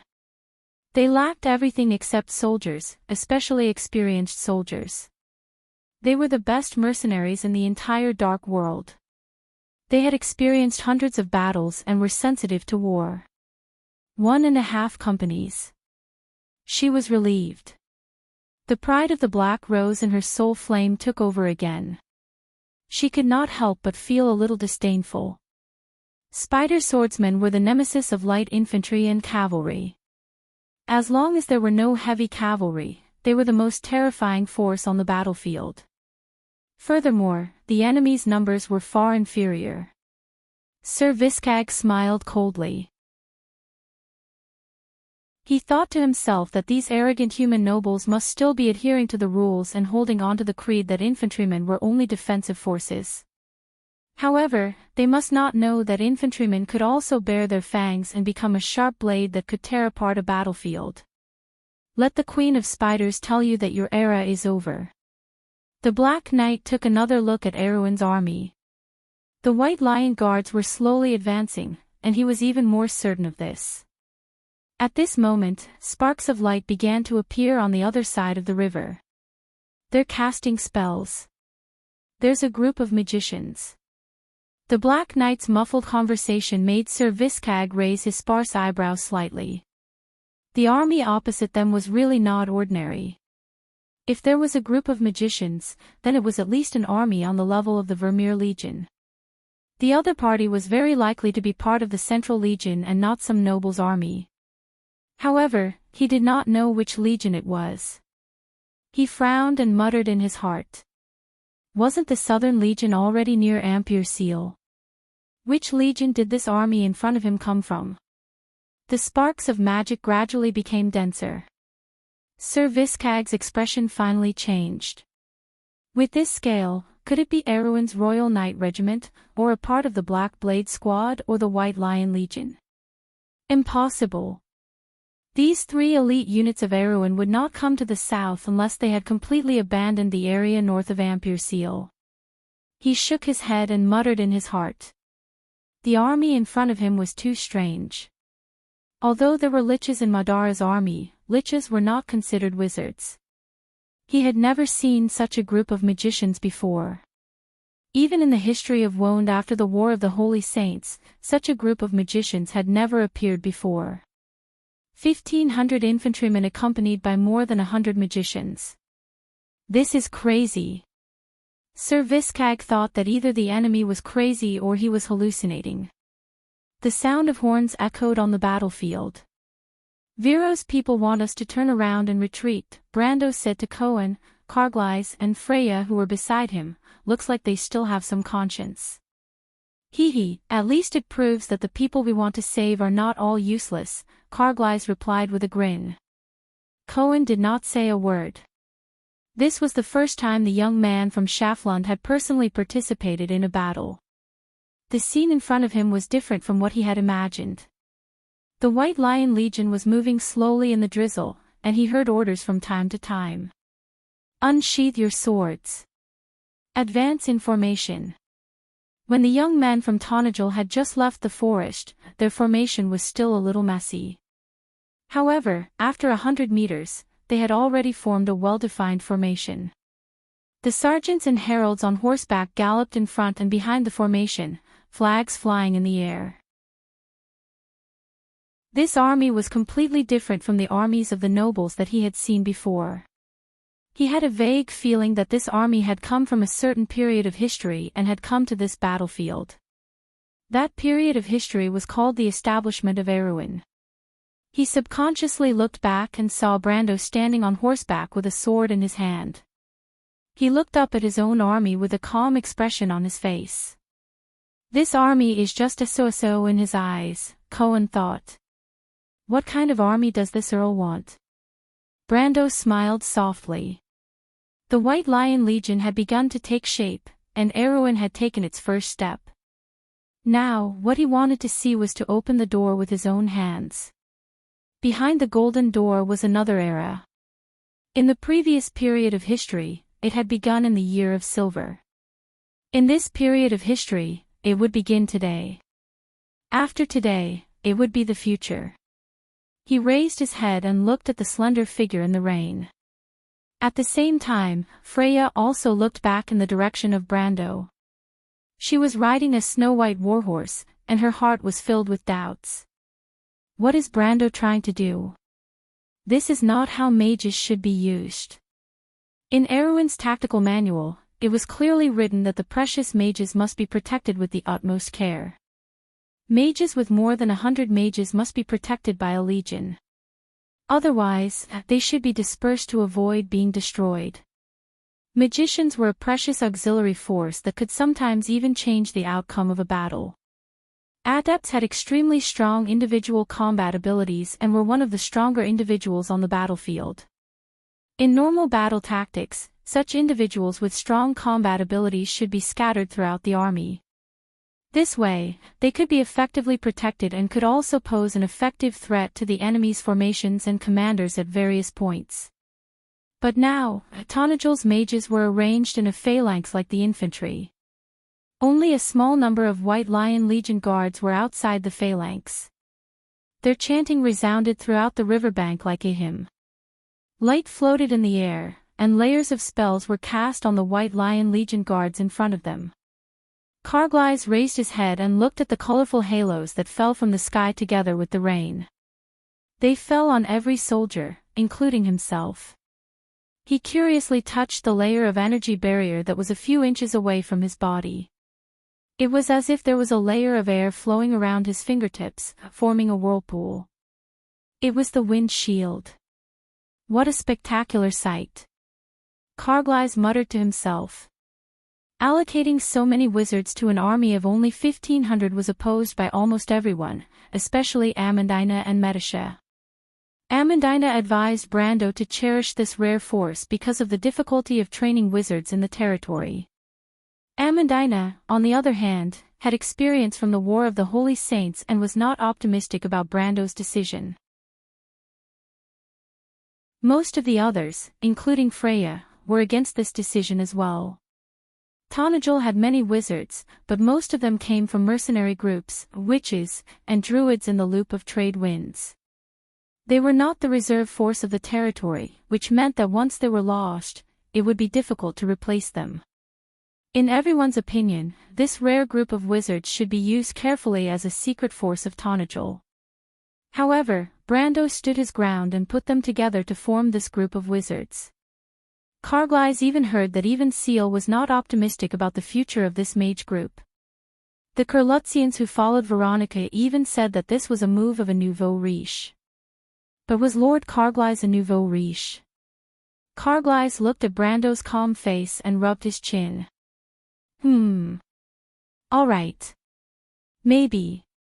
But no matter what, the buffs provided by the group of more than 200 wizards were enough to cover an entire army.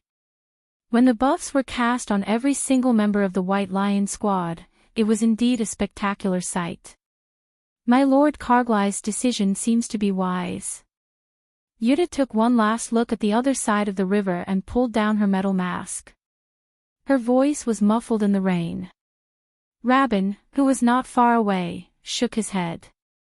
He pulled out his sword and slowly walked forward with his men. He was slightly worried. It was not that no one had ever done this before, but the effect was limited. The enemy would spread out their formation, making the spell less effective. Even if one or two groups of wizards were defeated, the loss of precious wizards would be far greater than the loss of the enemy. It was not worth it. Over time, no one dared to do this. But what was the Lord Carglass thinking? Brando looked at Carglass' curious face and knew what he was thinking. What do you think wizards are, Carglass? He asked. The latter hurriedly pulled down his metal mask.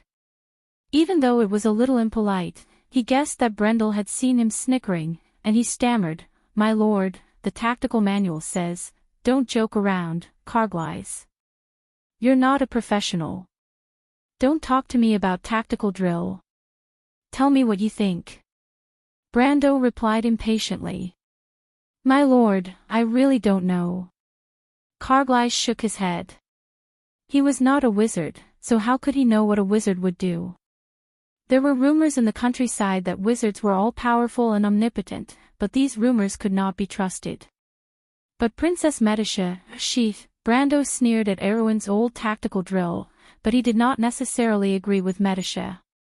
The War of the Holy Saints could be said to be the largest war in the world since the destruction of Babel Fortress. In that war, there were Frost Knights, Dragon King's cavalry, Myrna's Dusk Song Guards, and the Silver Elf Princess Guards. That war was as magnificent as an epic, but there were no wizards in that war. The history of wizards began with Tumen. Tumen taught magic to the Silver Folk, and from him, Wonde had its first generation of wizards. However, it was not until the Bugha Empire's prosperity that the history of wizards began to shine brightly. During the War of the Holy Saints, these stealers of laws were just a fledgling force. They were as weak as fledglings that had just broken out of their shells.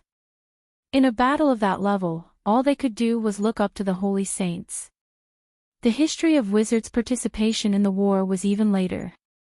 The collapse of the Holy Alliance directly led to the Bugha Empire's withdrawal from worldly affairs. The Silver Elves retreated into the Deep Valley, and the era of mortals came. Many years later, the rules of war had truly changed. What was a wizard? Many people thought that wizards were the power to change the situation on the battlefield. Their strange spells could bring unexpected changes to the whole war.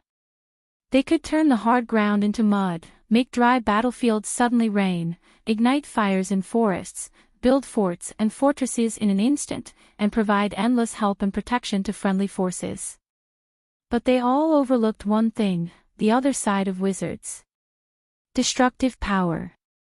Wizards represent firepower, Brando said to Carglass, who stood proudly in the rain.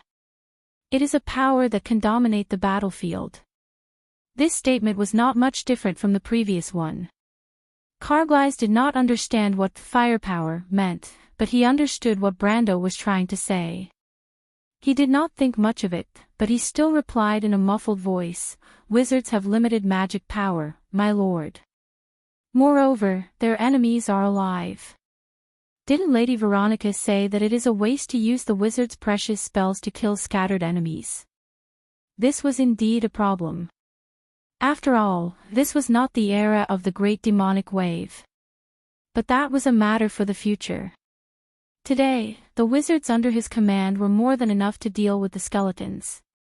Brando thought back to the Battle of Oblique Forest and the miracle that the wizards had created. He smiled coldly. Soon, the same miracle would befall the skeletons of Madara. Tanagel's wizard apprentices had practiced this battle thousands of times, but even they did not know what it would bring. They only knew that when it shone, everyone would be deeply shocked. The two sides were now 150 yards away from each other. Erwin's men began to blow the cornet, and the White Lion Guards began to speed up. But they were still orderly. The officers on horseback also dismounted and joined their ranks. They raised their swords and commanded their men to prepare for the charge. At this moment, Brando's eyes flashed. He glanced at Madara's long formation. The skeletons were indeed scattered. As expected of the Emperor's chosen group from the Sea of the Dying Moon. They lived up to their name. When both sides were within 100 yards of each other, the liches under Sir Viscag began to cast spells on the spider swordsmen. They were very calm, or rather, their commander was very calm, because there was no such thing as being calm in the first place. "They are faster than expected," Viscag said to his men. "There is something strange about this army." The White Lion Guard's strange shoulder armor had already entered their vision. With the support of magic, the speed of this Trondheim infantry, whose average standard was only at the peak of iron rank, was already close to the starting speed of light cavalry. Viscag suddenly gritted his teeth. He realized that the army in front of him was not defensive infantry. Like his spider swordsmen, they were infantry that was used to attack. "What do they look like?" He turned around and asked. "A bit like the legendary White Lion Legion," a black knight replied in a muffled voice. "No, they are not." Viscag shook his head. "That's not right." It was a pity that he did not have any skeleton archers. Otherwise, he could have tested them. But it did not matter. This was the Emperor's chosen group from the Sea of the Dying Moon, an army personally selected by His Majesty the Supreme Emperor. They were equipped with the most elite undead soldiers and commanders in Madara. No matter who was in front of them, there was only one ending, and that was to be crushed. She gestured for the Black Knight to raise the flag and pass the message to the liches in the army. The entire formation was more spread out. The open terrain of the river bank was advantageous to them because they had more troops. At this moment, a flash of light suddenly flashed in the rain in front of them.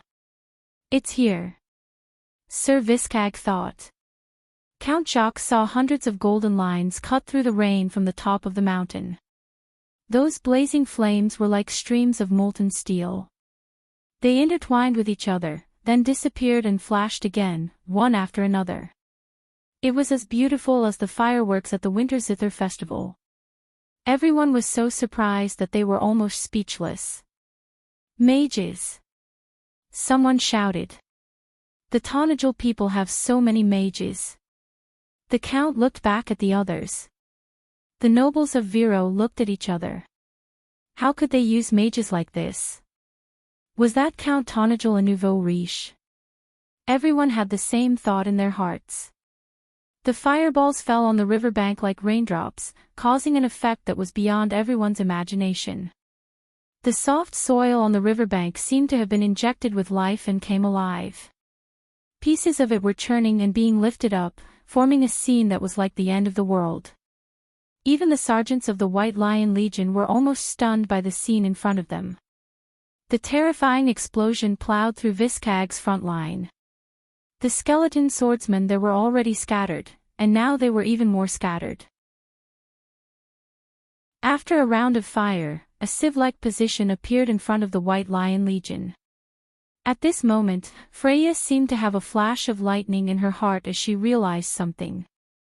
Sir Viscag also realized the problem. This round of magic attacks did not destroy his army. In fact, the damage caused was very limited. Although there were casualties, it was negligible compared to the magic consumption of the enemy mages. However, the problem was that after the magic attacks, there was still a White Lion Legion in front. He had thought that they were just infantry and would not be able to enter the position so quickly. However, the enemy's speed was beyond imagination. They were not infantry at all. They were the damned cavalry that did not need to ride horses. They were the real White Lion Legion in history. "Quick!" Viscag suddenly screamed, "Let the rear line go up, don't let them cut into the front line so quickly. Don't let them run." However, at this moment, the second round of magic attacks came. Brando's gaze fell on the Shire. The Shire pondered for a moment and gave the order to attack. Under everyone's stunned gazes, the mage's spells extended forward and landed on the position between the spider swordsman's front line and the second line. Now, it was just a piece of empty land. The Viro people behind Count Jacques were scared out of their wits. Why are the Tonajal people attacking the empty land? Are they crazy? Do the mages not have any mana? Count Lin suddenly stopped talking because he saw countless fear wraiths suddenly fly out from the Bloodstaff's formation and rush towards the west side of the river. Those monsters seemed to cover the sky and the sun as they rushed out in full force. "The Bloodstaff has realized the problem," Count Jacques looked at this scene and replied dryly, "The 2 regiments in the south are done for." "What?" At this moment, there was a loud whistle on the river bank. The magic effects were far from over, but Freya had already raised her long sword and gave her first command in this war: "Charge!" Chapter 872. Charge! The long sword was raised in the rain, and the mist was like an arc of silver light. Freya raised the sacred Lionheart sword high, her figure standing proudly in the rain. The officers of the White Lion Legion looked at her and raised their long swords at the same time. Amidst the mist, the snow-white blades suddenly turned into a forest that shone with a cold light. The square formation began to move, everyone's footsteps became faster and bigger. In the end, it was almost as if they were running wildly. From time to time, there would be people who took the lead, but they would be overtaken by the left and right. The row of White Lion Legion soldiers who ran at the front had their silver-gray armor connected to each other. From afar, it looked like a line that shone brightly in the rain. This line was constantly changing, and it was moving forward amidst the changes. The White Lion Legion finally burst into a terrifying speed, and the characteristics of this lion were completely displayed in front of everyone on the battlefield. The other commander of Madara's two undead swordsman legions, Mogkin, looked at the scene in front of him in shock. It was as if he saw a silver-gray flood pouring down from the edge of the forest. At that moment, he thought of the scene when the white-winged cavalry charged, but that scene was far less shocking than what he saw in the rain today. What kind of infantry were these? There was a flash of fire, and a fireball exploded not far away. The flying mud almost splashed on Mogkin, but he did not seem to notice it at all. The undead were the best army in the world. After the explosion and the flames subsided, the spider swordsmen at the front line were still holding their long swords, coldly guarding their original positions. The scattered formation was no longer in a line, as if they were scattered on the battlefield. The crisscrossing flames began to sweep over their heads, and behind them, an explosion of fire intertwined. Behind them, Sir Viscag was shouting at the top of his lungs to let the reserves go up. However, it was not that his orders were not firm enough, nor was it that the undead lacked courage. The spider swordsmen stepped forward one after another, fearlessly rushing into the destructive flames. The fireballs landed on their bodies and behind them, and then exploded, blowing these skeletons into pieces. The high temperature even melted their armor, and the flowing metal flowed into the ground, cooling in the rain, forming black metal pancakes. Only a few lucky spider swordsmen could break through the fire net and enter the front line. Erwin's wizards cunningly concentrated their firepower and repeatedly hammered the area in the center of the battlefield, allowing Madara's two wings to be strengthened gradually.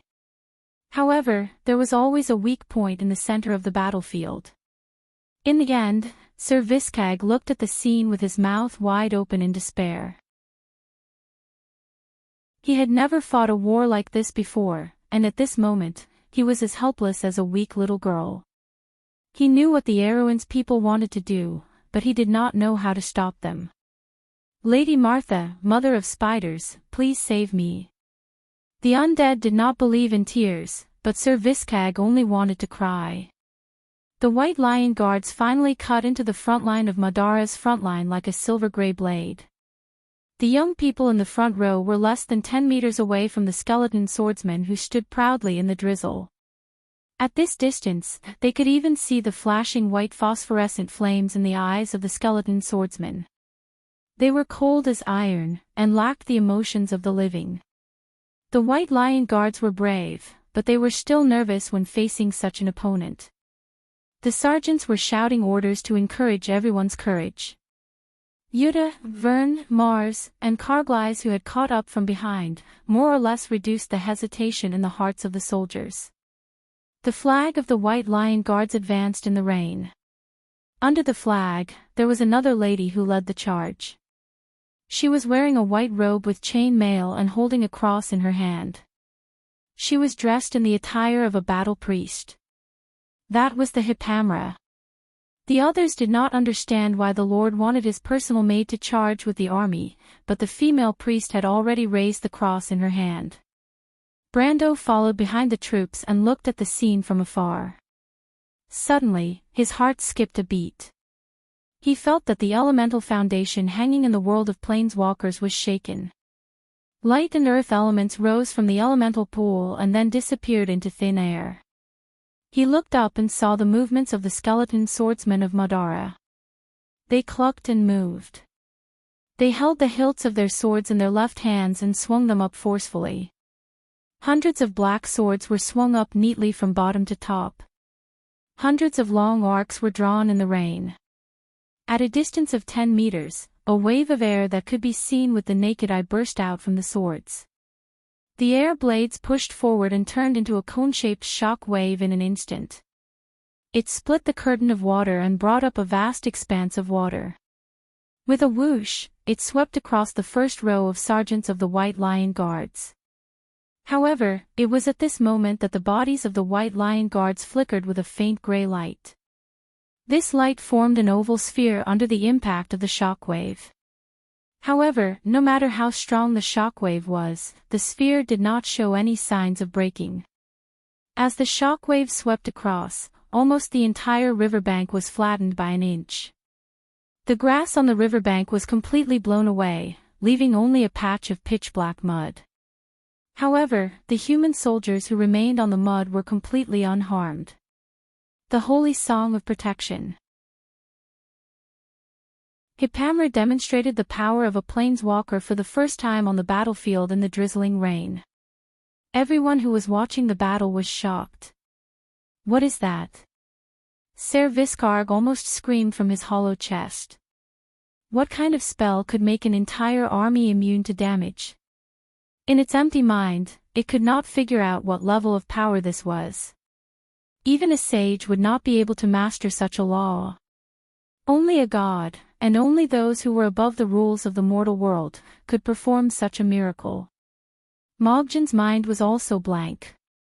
He was a lich, so he could understand the horror of the previous scene. It was not a spell, but a power that was above the spell.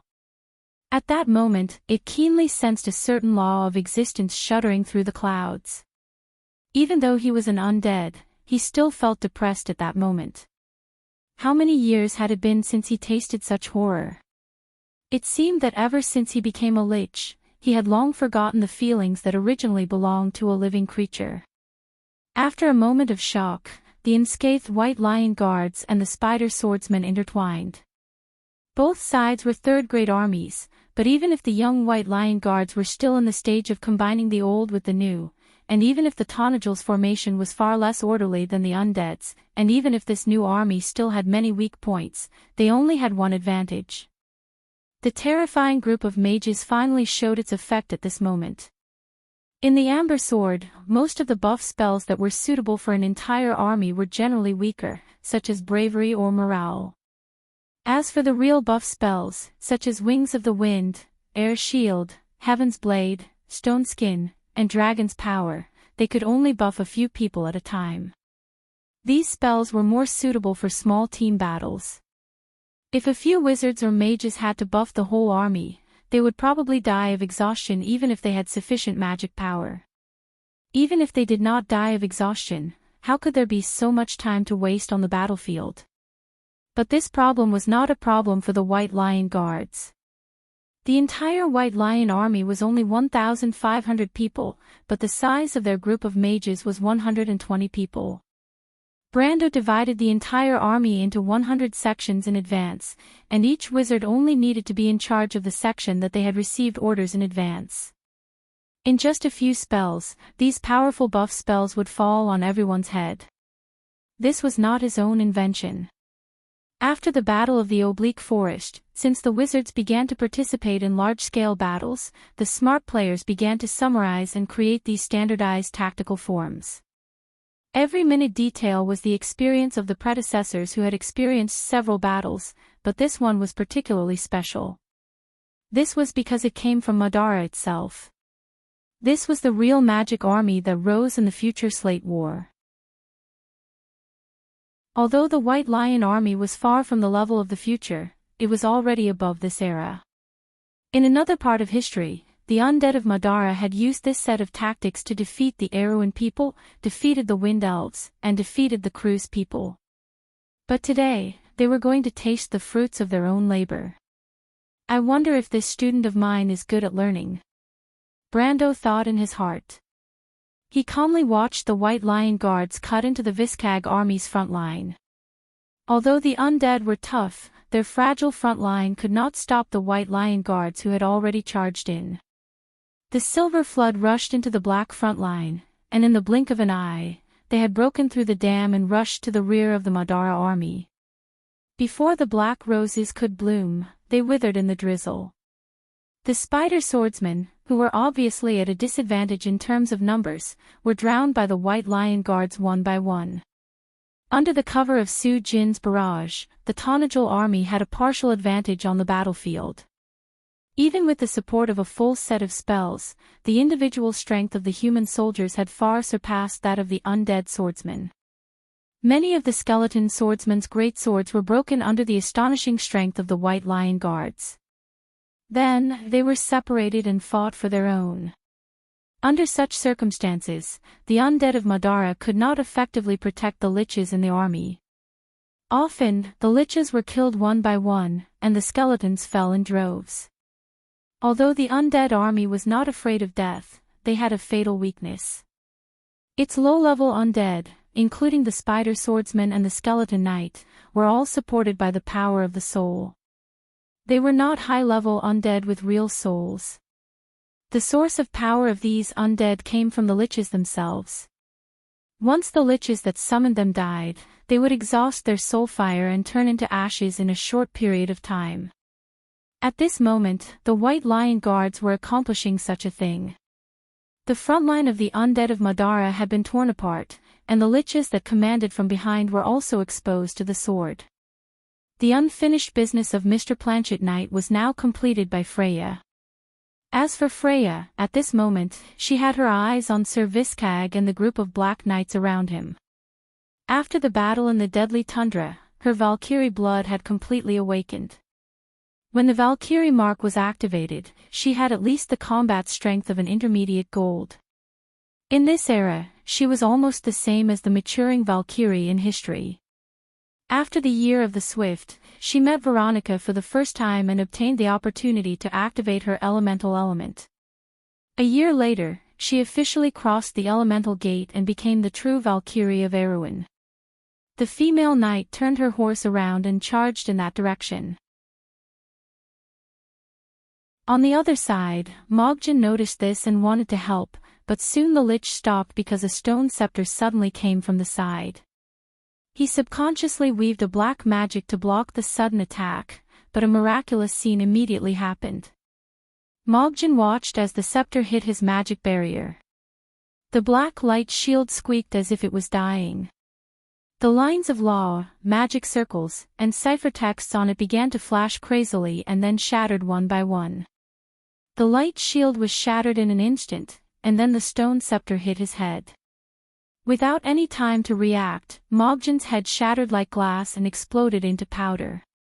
What kind of damned power is this? The lich screamed from the depths of his soul.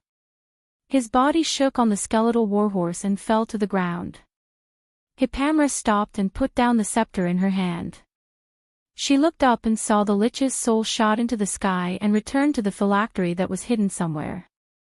She was amazed by the power of the scepter in her hand. This was the power that came from the earth and the mountains. A shrill scream pierced through the clouds. Brando looked up instinctively and saw creatures with wings spread out from the dark clouds. The dread wraiths were here. They swooped down from the sky, and their ear-piercing screams echoed through the valley. The wails that seeped into people's hearts seemed to be able to send chills down their spines. Unfortunately, it was useless against the White Lion Guards.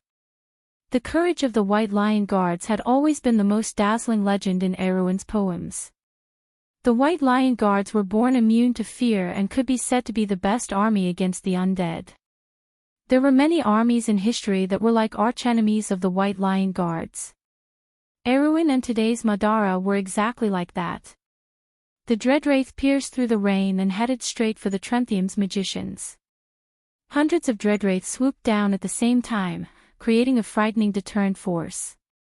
Some of the young magicians were so frightened that they hurriedly released a few fireballs into the air, but the flying undead creatures easily dodged them with their nimble falling leaves maneuver. The magicians wanted to continue casting spells, but before they could finish their incantations, they were hit hard on the head. They turned around and saw Lord Mordenkainen and his duck familiar glaring at them sternly. Don't get the wrong target. Mordenkainen was no longer the unlucky apprentice he used to be. After the battle in the Loop of Trade Winds, he grew rapidly and was now close to the strength of a gold. He was one of the few wizards in the Shire who had this level of strength and was now the captain of the Mage Legion. Scenes like this were happening everywhere in the Mage Legion. However, in the eyes of the outsiders, the Magi had changed their target after a few fireballs. They continued to focus on bombarding the skeleton swordsmen on the riverbank. "They're crazy." The blood staff was gradually reducing the forces in the front, and the pressure on the Vero people was greatly reduced. However, when they came back to their senses and saw this scene, they were almost scared out of their wits. Count Tonagel doesn't want the Mage Legion anymore. Count Jacques had the same confusion in his heart, but he believed that the Count was not that stupid. He must have a backup plan. But where was the backup plan? His gaze fell on the silent Black Forest. The blood staff also looked at the Black Forest.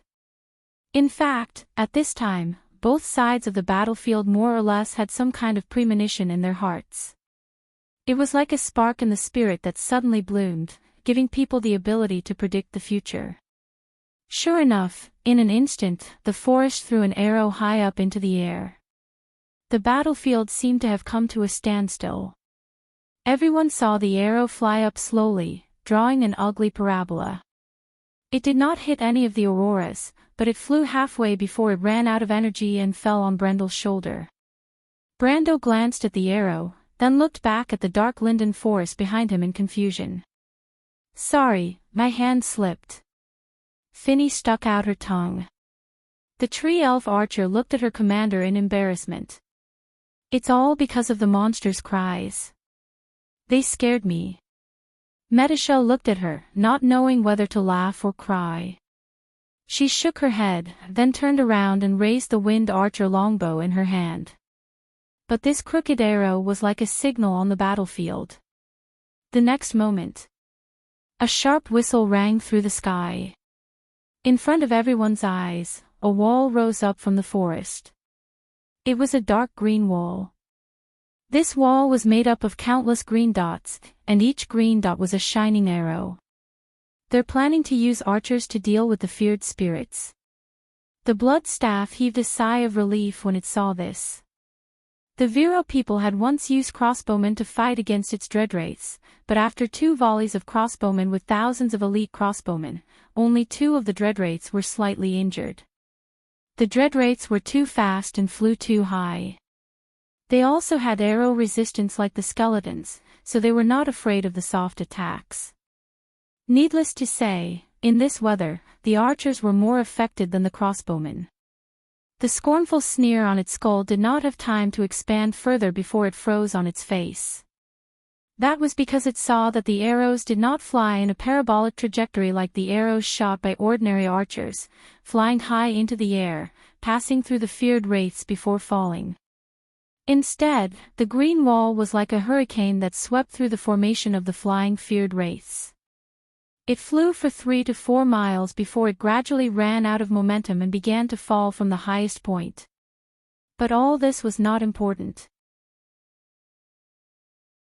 What was important was that after the rain of arrows, more than 20 of the feared spirits fell like rain. Elven archers. The blood staff felt a buzzing in its head at this range. Only the best archers among the elves could have such a terrifying range. But neither the wind elves nor the wild elves could appear in this place.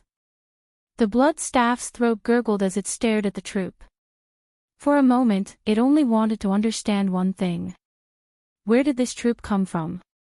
At the same time, Count Jacques was also shocked. Enchanted arrows. He looked at the scene in a daze and suddenly understood where his mistake was. Chapter 873. The Wind Archer was a Tier 4 troop type, and so was the Dreadwraith. However, the nimbleness and mobility that the Dreadwraith prided itself on was naturally countered by the Wind Archer, which pursued precision. The arrow immunity that their terrifying skeleton-like bodies provided was not even worth mentioning in front of enchanted arrows.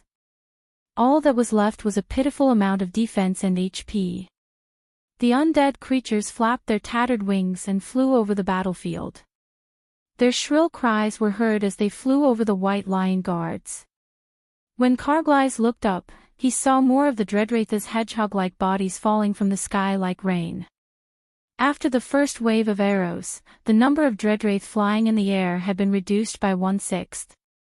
The blood staff did not order the dreadwraith to retreat.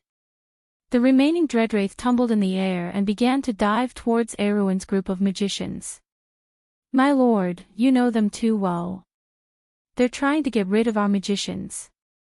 Medisha pursed her lips and looked at the dreadwraith through the gaps between the trees.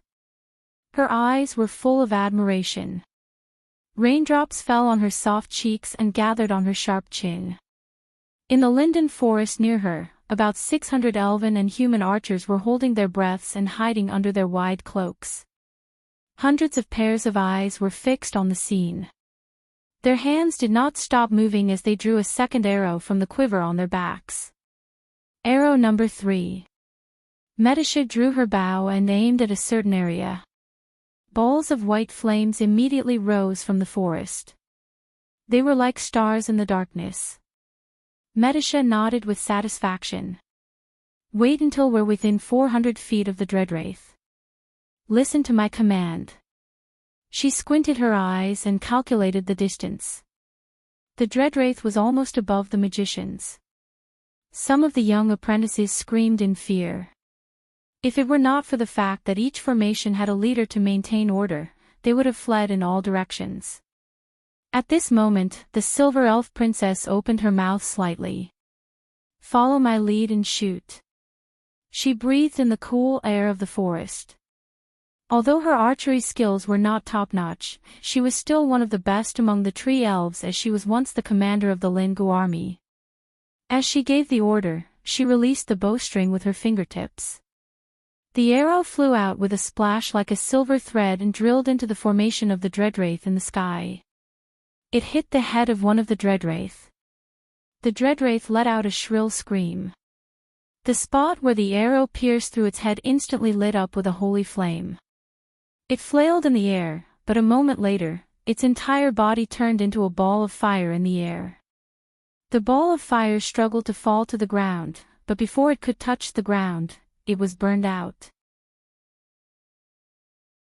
Then, like a storm, with the sound of the bowstring, balls of white flames rose from the forest and shot densely at the dreadwraith that was diving down. From Madara's side, the scene in front of them was a disaster. Almost 100 dreadwraiths seemed to have collided head-on with a holy storm. They were shot one by one in the storm and then burned up. Wrapped in the holy flame, they howled and fell. Before they could touch the ground, they had already scattered into sparks and ashes. The dreadwraith maintained their formation and weaved through the sky full of sparks. However, after the storm, they were scattered, and less than a quarter of their original number was left. Beside the blood staff, the high-level liches who summoned the dreadwraith were almost stunned. They watched as more than half of the high-level undead that they summoned with great difficulty disappeared in the blink of an eye. For a moment, they almost didn't understand what was going on. However, the blood staff understood what was going on. Its skeletal hand clutched its staff, and the soul fire in its eye sockets flickered more violently than ever. It understood that it was fooled by those damn Erwin people. They really did prepare arrows that were baptized with holy water. Count Jacques looked at the scene from afar and couldn't help but sigh. The others were too well prepared. Compared to them, they were like amateurs. Of course, in Brando's eyes, they were only amateurs. But what really surprised him was that the Tonajal people used a different kind of enchantment in the first wave of arrows. If they had used the holy enchantment at the beginning, the blood staff might have let the dreadwraith retreat. The Tonajal people obviously thought of this and set a trap for Madara's skeletons from the beginning. If they didn't use the enchantment in the first wave of arrows, there would be too many dreadwraith left. This means that they had already guessed that the blood staff would use the dreadwraith and how it would use the dreadwraith. The Tonajal people had even arranged the fate of these dreadwraith. Count Jacques couldn't help but wonder. How did the Count guess all this? But if he told Brando his doubts, Brando would definitely tell him that he was overthinking things. The blood staff was like a big open book to him, and the contents were written clearly in it.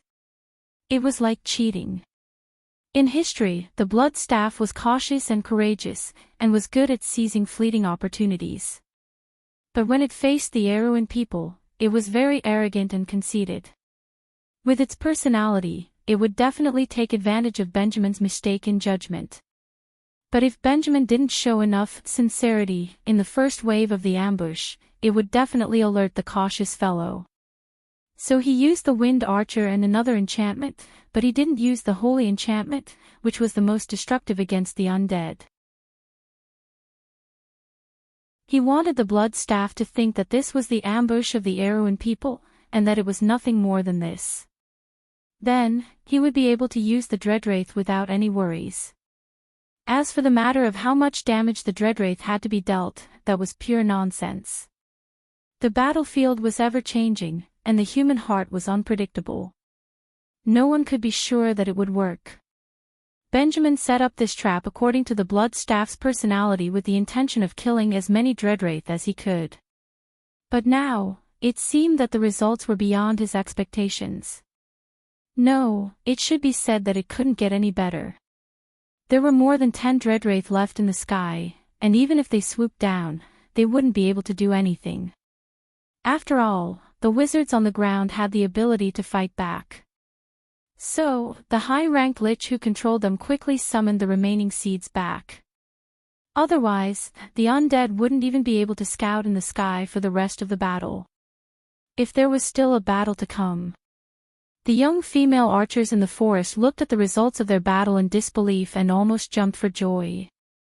Medisha stared at the Dreadwraith that flew back and let out a long sigh.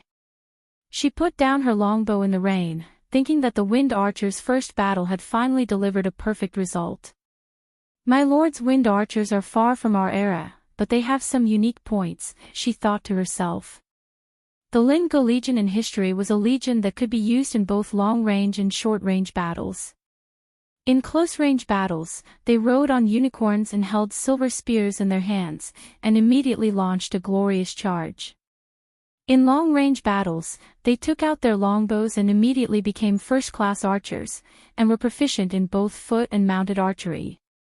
The archers that she led in front of her were certainly not as good as her subordinates in history, but they were still first-class in this era, and had to be first-class.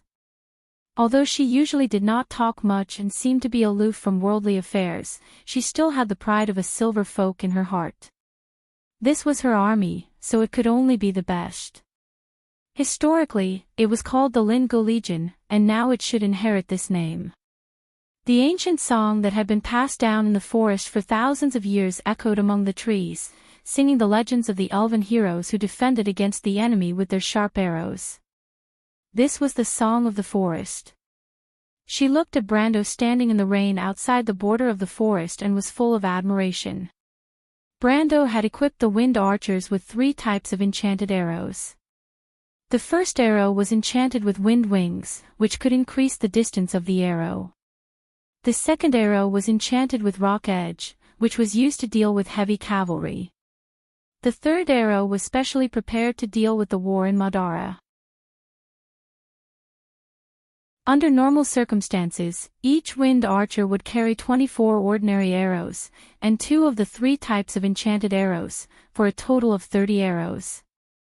However, the main enemy in this battle was the undead, so the number of arrows number 1 and 2 arrows number 2 were specially reduced, and they were replaced with 4 arrows number 3. These 6 enchanted arrows cost a total of 420 tor. With 600 Wind Archers firing 6 volleys at the same time, the maintenance cost of an ordinary infantry regiment for a year would be spent. In the eyes of any noble in Aween, such an extravagant arrangement was definitely a wastrel. They would rather lose in a battle and spend some money to redeem their freedom.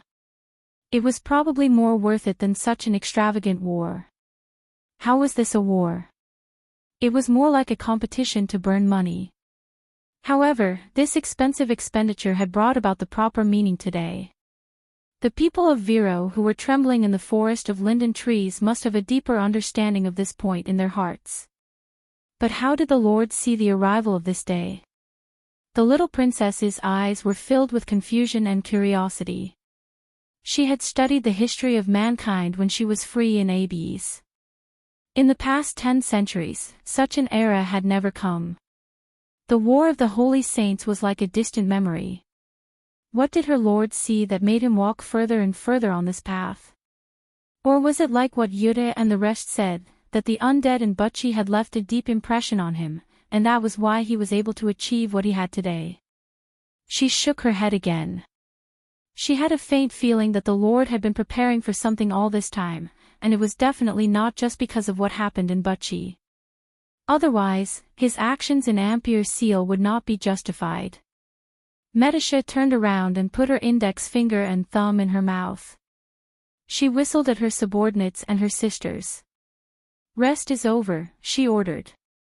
Her voice was not loud, but it was heard throughout the forest. "We have a good start, but now, it is time for us to shine. Let's show our enemies what Lingu is like." "Sharp arrows." The girls replied in unison. Medisha nodded. Brando stood on the high ground on the riverbank and looked at the changes in the situation in the hilly area. The White Lion Guards had completely torn apart the positions of the two undead swordsmen under the continuous protection of the mages. The light of the fireballs plowed through the entire riverbank, and just as the skeleton swordsmen were about to get up from the ground, sharp icicles came crashing down from the sky. The young White Lion Guards then trampled over the enemies who were barely breathing.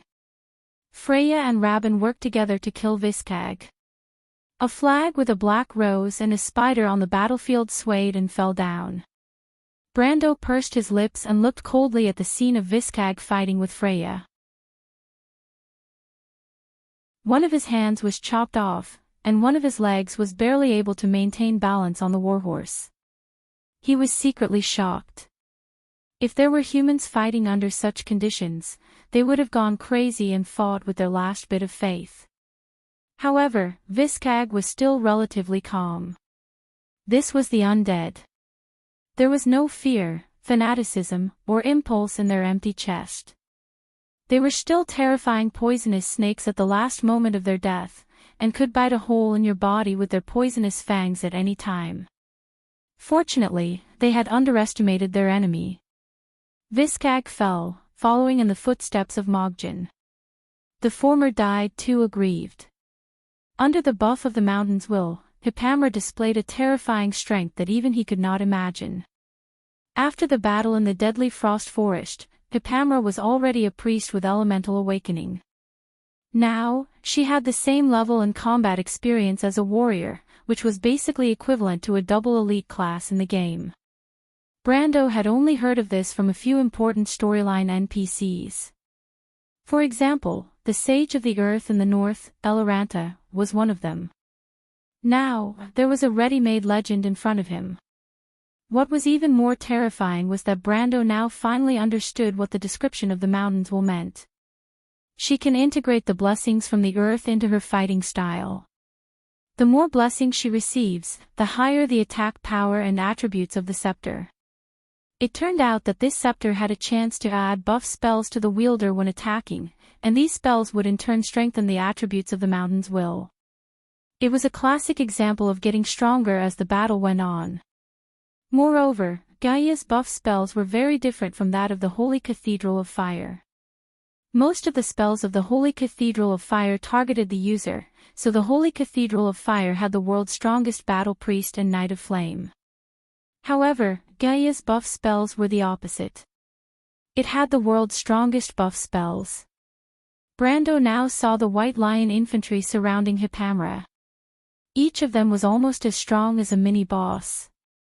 The White Lion Guards had only been formed for a short time, and now the officers in the army were only at the silver level. There were also many soldiers who were still at the peak of the iron level after taking the dragon's blood potion. However, at this moment, under Hipamra's blessing aura, each of them faintly had the combat power of the peak of the silver level. Brando himself felt that this was a little too ridiculous. Therefore, the left wing where Hipamra was at was advancing very quickly. They had almost killed their way through the front line of the two undead swordsmen. According to the original plan, they did not stop to surround the remaining forces of Viskag and Mogjan with their allies. Instead, they continued to attack the Bloodstaff's main camp. The distance between the two sides was not far, and the White Lion infantry was astonishingly fast. At this moment, the Bloodstaff was redeploying the few regiments that were previously used to besiege Viro's people. The rear formation was extremely weak. Once it was broken, the necromancer's phalanx in the center of the formation would be destroyed. Brando looked a little further away. On the other side of the river, the undead were indeed retracting the skeletal cavalry. However, the Lantern Islands and the Highland Knights cavalry that they were entangled with earlier were now entangled with them. The two light cavalry were locked in a fierce battle in the direction of the valley. It was obvious that the Bloodstaff could not count on their skeletal cavalry for a while. Of course, Brando also could not count on the Lantern Islands to help him attack the flanks of the Bloodstaff. At this point in the battle, in fact, both sides of the battlefield had already grasped the opponent's weakest point. On Erwin's side, the Viro people were still trapped in the Linden Forest. Although they still maintained their morale, they still did not dare to act rashly in the face of the only remaining regiment of skeletal warriors. Their biggest problem was that their only complete second-grade elite crossbowmen were almost useless in this battle.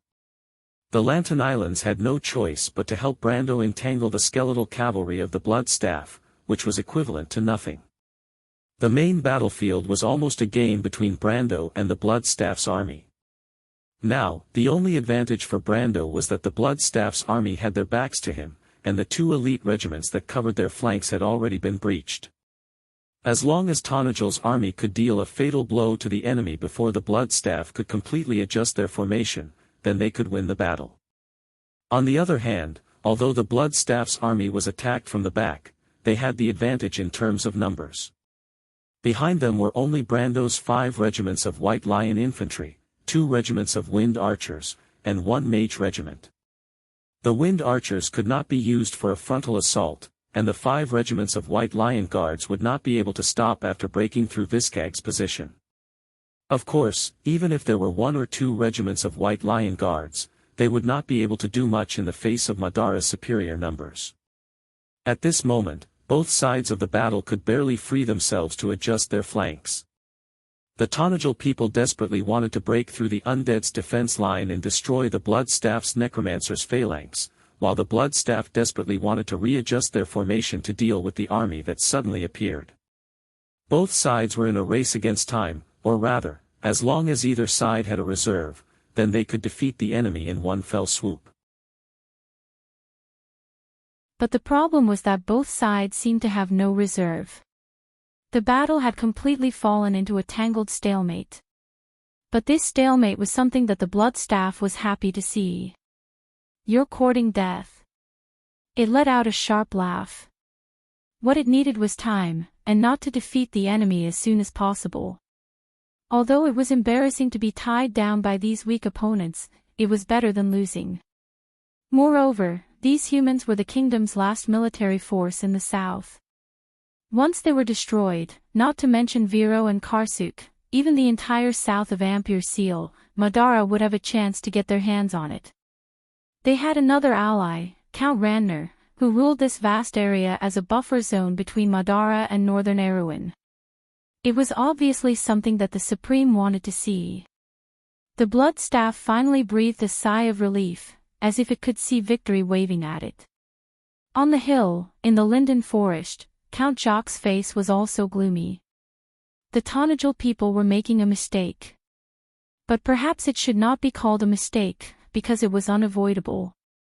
Count Zelane had previously asked him if he should blow the horn to warn Count Tanagel, but he refused because he knew that it would be meaningless. Count Tanagel's choice was actually the right one, but it was still a mistake. The so-called opportunity did not appear on the battlefield. There were still too few troops. He regretted it. If he did not destroy the Viro army, the situation would be different now.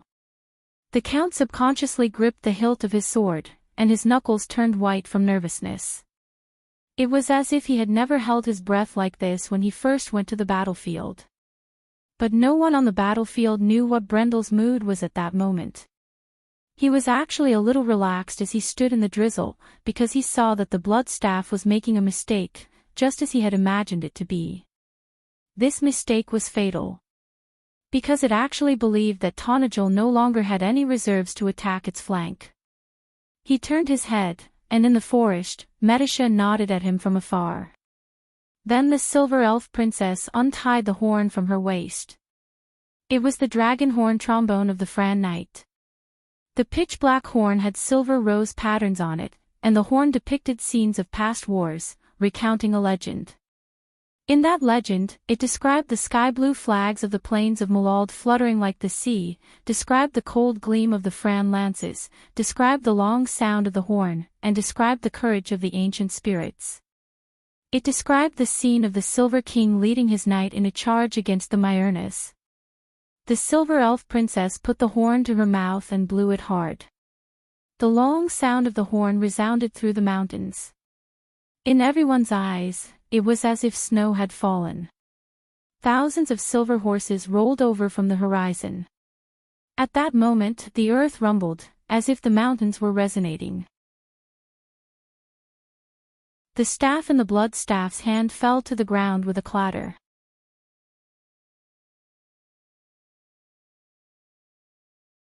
Chapter 874. A silver line appeared on the horizon. This silver line spread across the hills and valleys. Thunder rumbled as it approached them in the blink of an eye. Only then could they see that it was countless silver horses. These slender, curvaceous Fran horses came to the border of the forest before they began to slow down and slowly came to a stop. They shook their ears and wandered in the meadow outside the forest.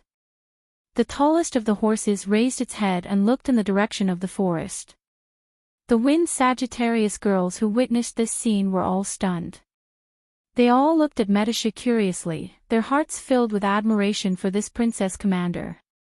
Metasha blushed slightly, but she quickly calmed down. She ordered calmly, "Lin guards, listen to my command. Get on the horses." When the girls heard the order, they quickly put their longbows on their backs and walked out of the forest one by one. They carefully came to the side of the unusually beautiful warhorses. However, they soon found that these warhorses were unusually friendly to them. Not only did they not have the slightest hostility, they even lowered their heads to be close to them. It was as if this was not the first time they met, but rather the first time they met. The girls were surprised and curious. They pulled down the hood of their cloaks and affectionately touched the mane of their mounts. Then, they grabbed the saddle and stepped on the stirrups. One by one, they got on the horses. Their movements were very practiced, as if they had been trained for a long time. The last one to get on the horse was Fanny. The chief tree elf archer looked timid at first, but when she got on the horse, she immediately became high-spirited and said happily, "So the Lord made us train every day for today." Brando grabbed the reins and glanced back at her. "I wonder who was the one complaining during the training."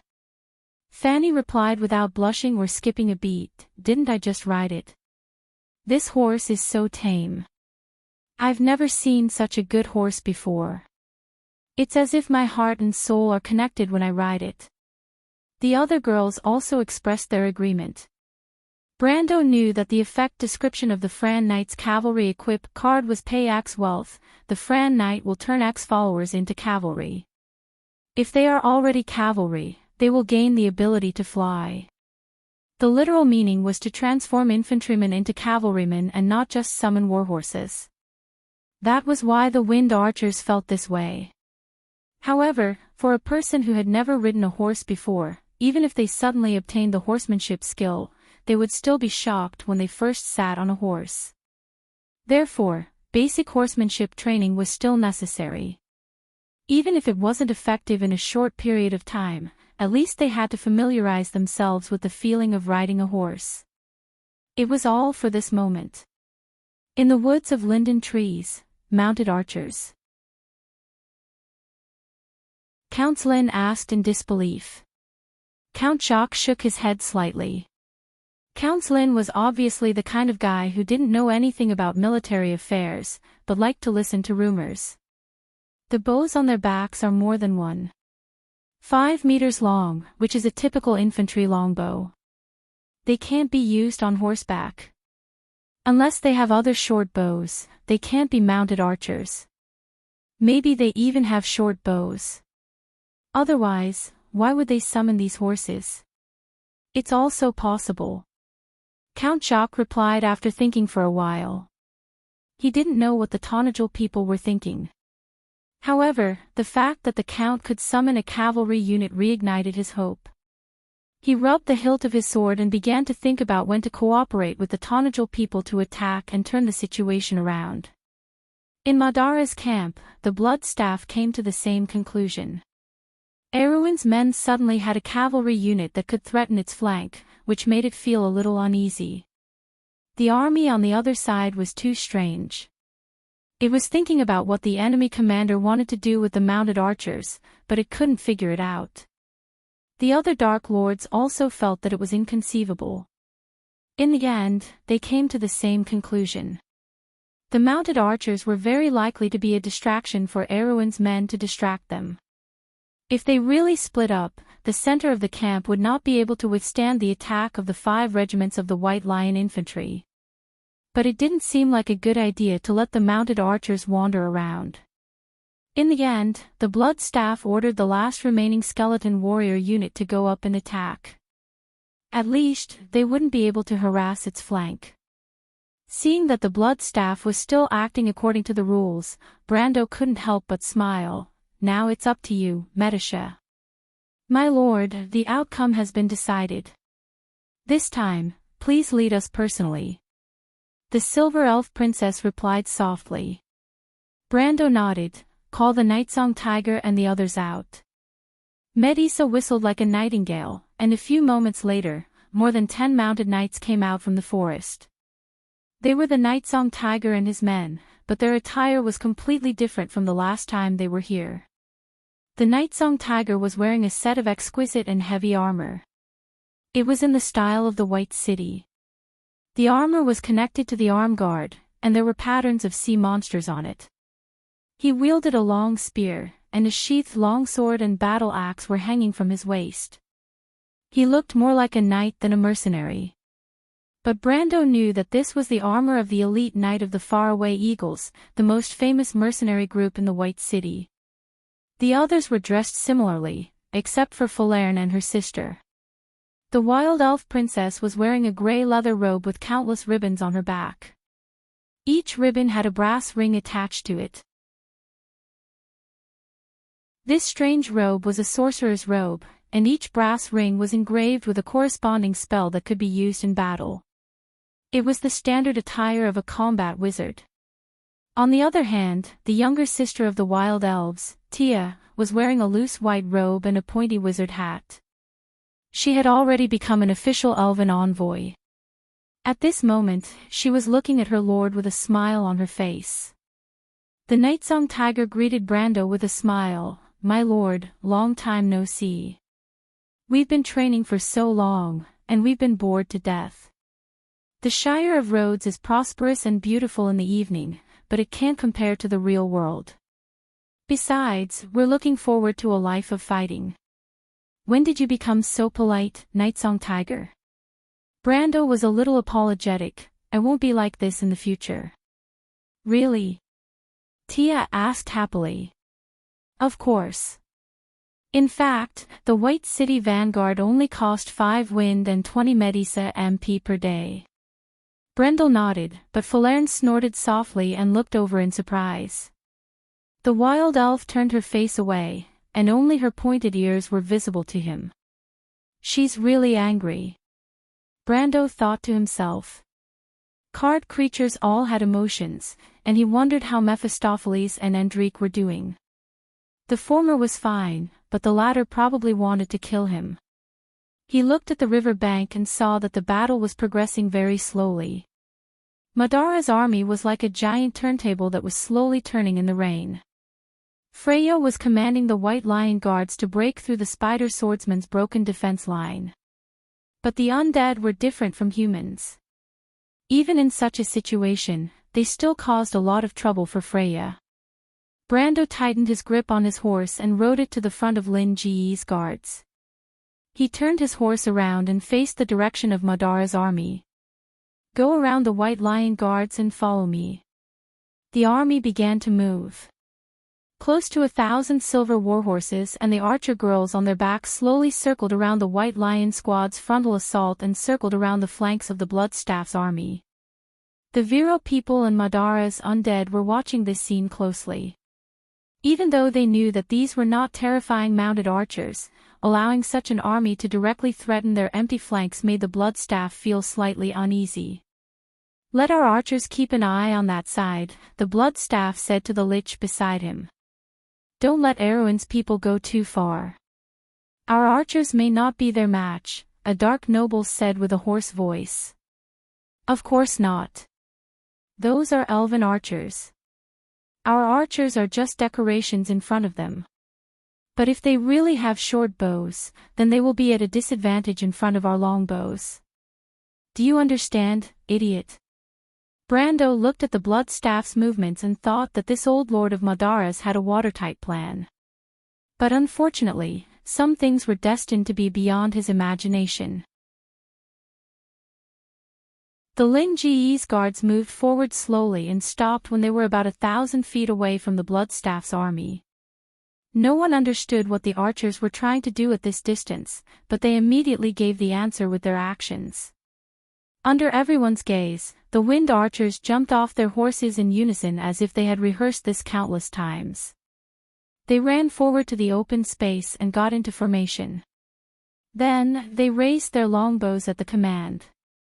Before the Bloodstaff could react, the arrows of Erwin's people had already risen into the sky. The undead commanders looked up at the dense dots of light. They paused for a moment after flying to the highest point, then whizzed down. In an instant, it was as if a rain of light had fallen on the flanks of the Bloodstaff's position. This was different from Viro's crossbowman's volley. The arrows of the wind archers were faster, more penetrative, and more accurate. Moreover, all of them were enchanted with holy attributes. After a round of arrow rain, the Bloodstaff's flank seemed to have been combed by a comb, and several rows of skeleton archers fell. The Bloodstaff could not take it anymore. At this distance, its skeleton archers could not shoot at the enemy at all. It could only take a beating. It never dreamed that it would be infantry on horseback. At this moment, it only felt that there was a hole in the head of the opposing commander. What was he thinking? Couldn't he just fight a proper battle? However, although it was criticizing in its heart, this Dark Lord who had been famous for a long time had no choice but to order the skeleton warriors to attack and drive away the army of elven archers. Otherwise, it would go crazy if it allowed those archers to shoot at will. When the wind archers under Brando saw the skeleton army attacking, they did not panic and returned to the formation in an orderly manner. They mounted their horses and galloped away, leaving the skeleton army far behind. After they had run for a distance, they stopped their horses under Brando's command and got into formation again to fire at the skeleton army. This time, the undead commanders were dumbfounded. What should they do? They could not chase after them. They could not shoot at them. If there were still dreadwraiths, they could let the dreadwraiths entangle the enemy and then send the skeleton army to chase after them and destroy them in one fell swoop. However, the dreadwraiths were already exhausted. The remaining dozen or so would not be enough for a round of volley. Of course, they still had cavalry. The problem was that if they transferred the cavalry over, it would be equivalent to letting the Lantonians attack their flanks as they pleased. That would only cause them to collapse even faster. Bloodstaff was instantly at a loss. How were they going to fight this battle? If the opponent was just a normal cavalry, it could still rely on the undead's almost unlimited stamina to wear down the opponent's mounts. The problem was that the opponent's warhorses were all summoned. Since when did summoned creatures have limited stamina? Not only did they summon them, but each archer also had 3 warhorses. It did not matter even if 1 or 2 of them died. It was now beginning to understand Viscag's mentality before the battle. He wanted to cry but had no tears. What kind of army was this? The infantry ran faster than the cavalry, but the archers were equipped with 3 warhorses each. This was clearly the arrangement of elite cavalry. What was the enemy commander thinking? This. Count Jacques could not help but be stunned when he saw this scene from afar. This is Fanzin's dragon cavalry tactic, equipping each archer with 3 warhorses. This count is really rich. Count Celine also sighed. Those warhorses were summoned.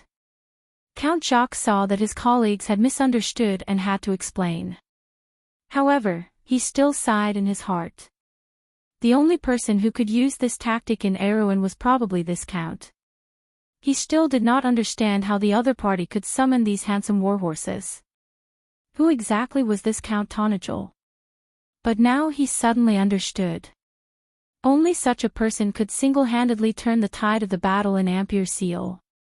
We have underestimated him, Count Celine. He could not help but shake his head and sigh. The situation on the battlefield was gradually becoming clearer. The badly battered Bloodstaff had no choice but to send one of his skeleton warriors to stall the enemy's wind archers, or rather, to feed them to the enemy. The only thing he could hope for was that the enemy's elven archers would eat a little slower so that he could free himself to deal with the White Lion infantry on the riverbank. Although the elven archers were disgusting, they were not an army that could decide the outcome of a battle. Its plans seemed to be very successful. Brando's wind archers still had 2 holy attribute enchanted arrows. Naturally, they would not waste them on the skeleton army. They could only use ordinary arrows from afar to slowly deplete their vitality. This way, the Bloodstaff finally won some time. It finally mobilized 2 regiments of spider swordsmen to its front.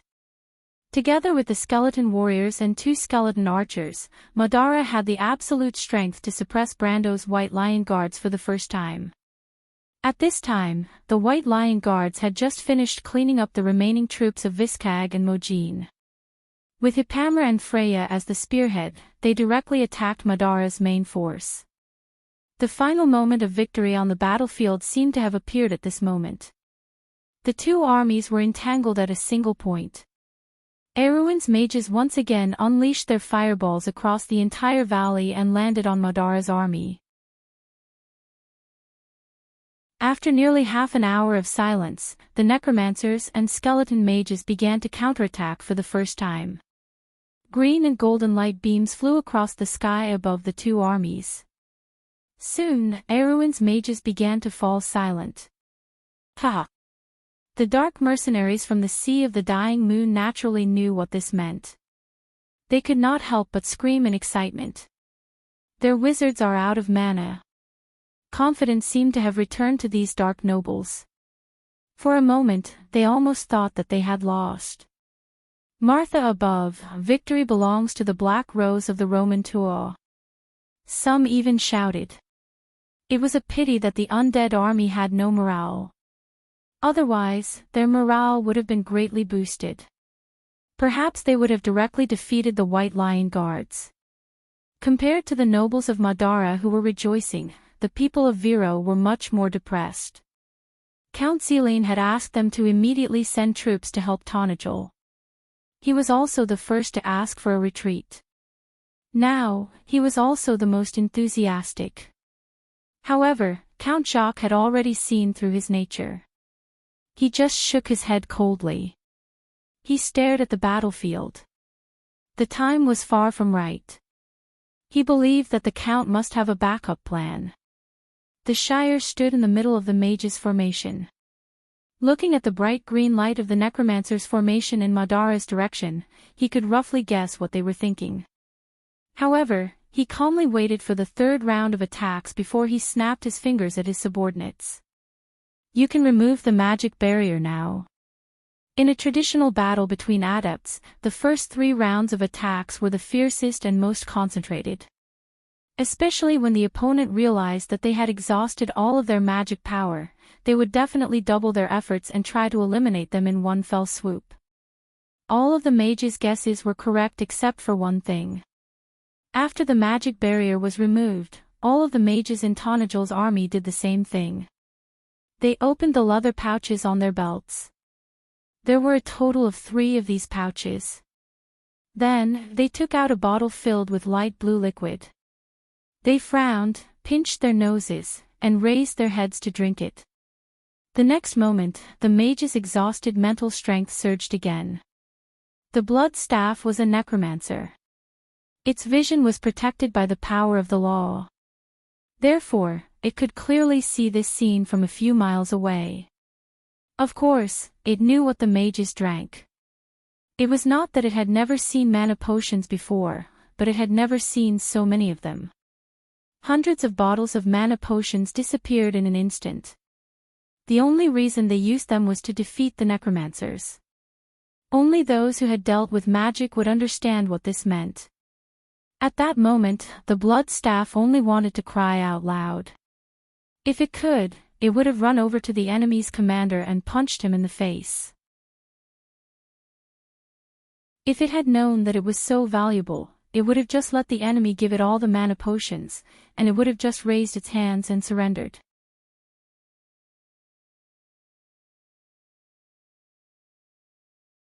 Chapter 875. In the blink of an eye, the blood staff's formation was once again lit up with magic. This time, the situation was reversed. The necromancers had used up all their mana, and the battle between the necromancers and Erewhon was now a one-sided performance. It was as if history was repeating itself. Under the cover of the barrage of magic, the White Lion Legion once again broke through the undead army's formation. However, this time, it was not as easy as before. The undead army's formation was extremely thick, and there were almost 3 to 4 regiments of soldiers gathered in the middle. The White Lion Legion's advance was extremely fast at first, but it soon slowed down. Both sides were once again caught up in the battle. The blood staff constantly mobilized its forces to strengthen the center, preventing the White Lion Legion from breaking through its defenses. At this time, the White Lion Legion's strength was close to that of a Tier 4 army under the buff of various spells. Only a few of their opponents were Tier 3 spider swordsmen. Most of the skeletal warriors were no match for the young White Lion Legion and could only rely on their numbers to slow them down. At this time, the blood staff's flanks could not be more empty. There was nothing it could do. If it did not strengthen the center, it would be defeated once the White Lion Legion broke through. As for the wind archers at the side, if they wanted to harass it, then let them. However, it did not know that Brando was waiting for this opportunity. Under Brando's command, the wind archers stopped once again, but this time, when they raised their longbows, the arrows on the arms of the bows were replaced with shiny sacred silver arrows. The wind archers used their nails to scratch the arrowheads, and holy white flames immediately ignited. After a round of arrows, the skeletal warriors that were chasing after them were scattered. They then used the arrows of the Rocky Edge archers to cover the area, and no one was left standing. Brando observed the outcome of the battle and nodded. He raised Halran Gaia in the drizzle and was the first to step out. The Nightsong Tiger and the 12 White Lion Legion vanguards followed behind him, and the 13 knights got into a charging formation. Medisha! Brando shouted in the drizzle. I understand, my lord. Medisha raised her longbow. Under her command, the wind archers extended their line of fire and aimed at the blood staff's flanks. Brando urged his mount forward with the Nightsong Tiger and Falern on his left and right, and the other knight behind them. The small cavalry slowly covered a distance of 200 feet, and then began to accelerate, of course, the blood staff's attention. But because the battle was over 100 of its eyes of the blood staff noticed the presence of the cavalry. Blood staff noticed the cavalry. Of the bloods, of A's. Brando, the Nightsong Tiger, and the others began to jog. At this time, Medisha finally gave the final order. Arrow number 3. She did not announce the direction of the wind. On the battlefield, wind was the most troublesome enemy for most archers. But the wind archers were an exception. The wind was their friend. No matter which direction the wind blew, it would not affect the arrows fired by the wind archers. This was one of the special abilities of the wind archers. They were also one of the few long-range units in the world. The archers silently replaced their arrows with holy silver arrows and activated their enchantments. Another wave of light rained down on the side of the blood staff, and the skeleton archers and skeleton warriors that were originally there suddenly cleared out a large portion of them. It was as though they had opened up a gap for Brendel and the others to charge through. At this time, Brando had entered the final sprint distance. He raised his head and could see the Black Knight's army moving through the Madara army. However, he did not rush to give the order. Instead, he ordered his men to maintain a jog. He was still waiting. The wind archers fired the last volley of arrows. Then, they dropped their longbows and ran back to their horses. They grabbed the saddles and flipped over to their horses. They pulled out a shiny scimitar from under their cloaks. In an instant, the wind archers had turned into a cavalry that was ready to go. Medisha also switched to a silver spear. At this moment, she finally felt like she had returned to the era of the War of the Holy Saints. It was as if the invincible Lin-Gu Legion was behind her. She leveled her spear in the rain. Her unicorn kicked its hooves anxiously. The Silver Elf Princess took a deep breath and gave the order. Lin-Gu Legion, follow me. The army began to move forward. Tonajul wants to use archers as cavalry. Count Zelian almost thought that he was hallucinating. He could not help but pull his hair. Are they crazy? But this time, Count Jacques did not answer his stupid question. He turned around with a cold face and said to everyone, "Get ready. We are ready to attack. The time for the final battle has come." He didn't say much, but a clear idea appeared in his mind. In a legend, he had heard of such an army. That legend was so famous. Even the blood staff realized it. The War of the Holy Saints was such a vivid memory for this world. It was a legend about how the four sages defeated the dark forces that ruled the world and built the four glorious empires in Wonde. The four holy cathedrals had ruled Wonde for nearly 1,000 years. The beautification of the sages had long been deeply ingrained in the hearts of the people under their rule. The undead of Madara were never born out of thin air. Memories were a kind of pain and suffering for them, but they could never get rid of them. The legend that it had heard of at some point in time floated in the blood staff's mind. It saw the elven archers who had thrown down their longbows and mounted their horses, ready to charge.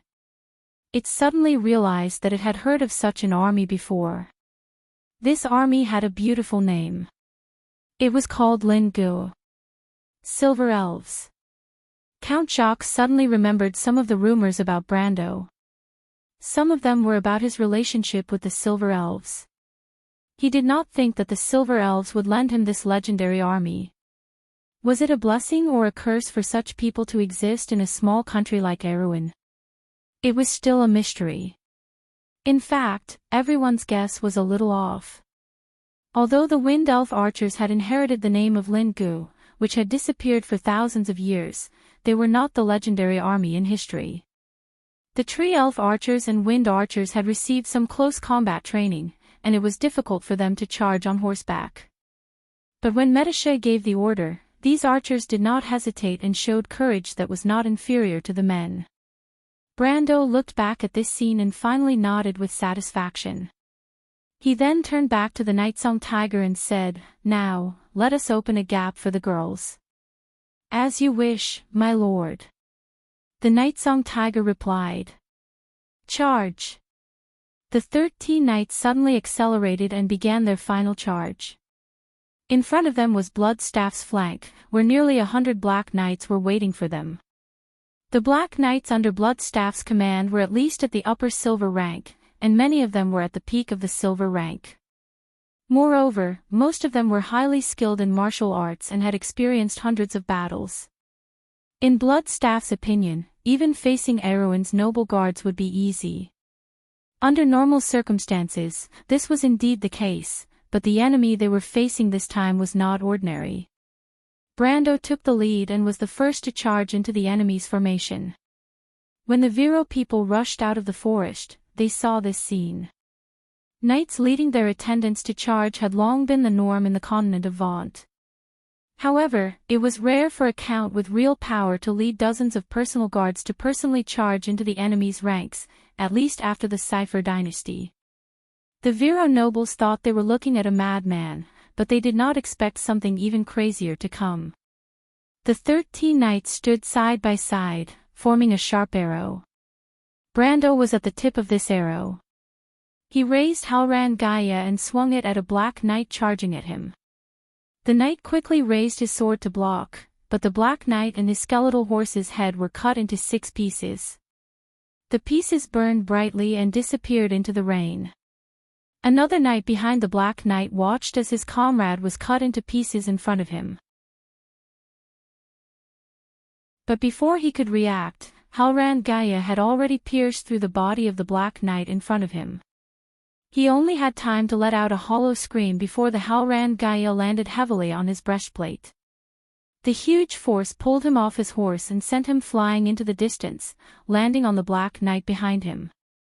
Only then did the power of the piercing strike explode. With the black knight's body as the center, a fan-shaped shockwave formed behind him. After a loud bang, most of the black knights in that direction fell to the ground. In just 2 moves, Brando had killed nearly a quarter of the black knights. The tight formation of the black knights had now been cleared by Brando. What kind of power was this? The nobles of Viro seemed to have just remembered that this young count was not only powerful, but he was also an outstanding swordsman. There were even rumors that he had reached the level of a sword saint. Although the credibility of this statement was very low, the scene before them at least proved that the count's methods were at least several levels higher than those so-called gold rankers.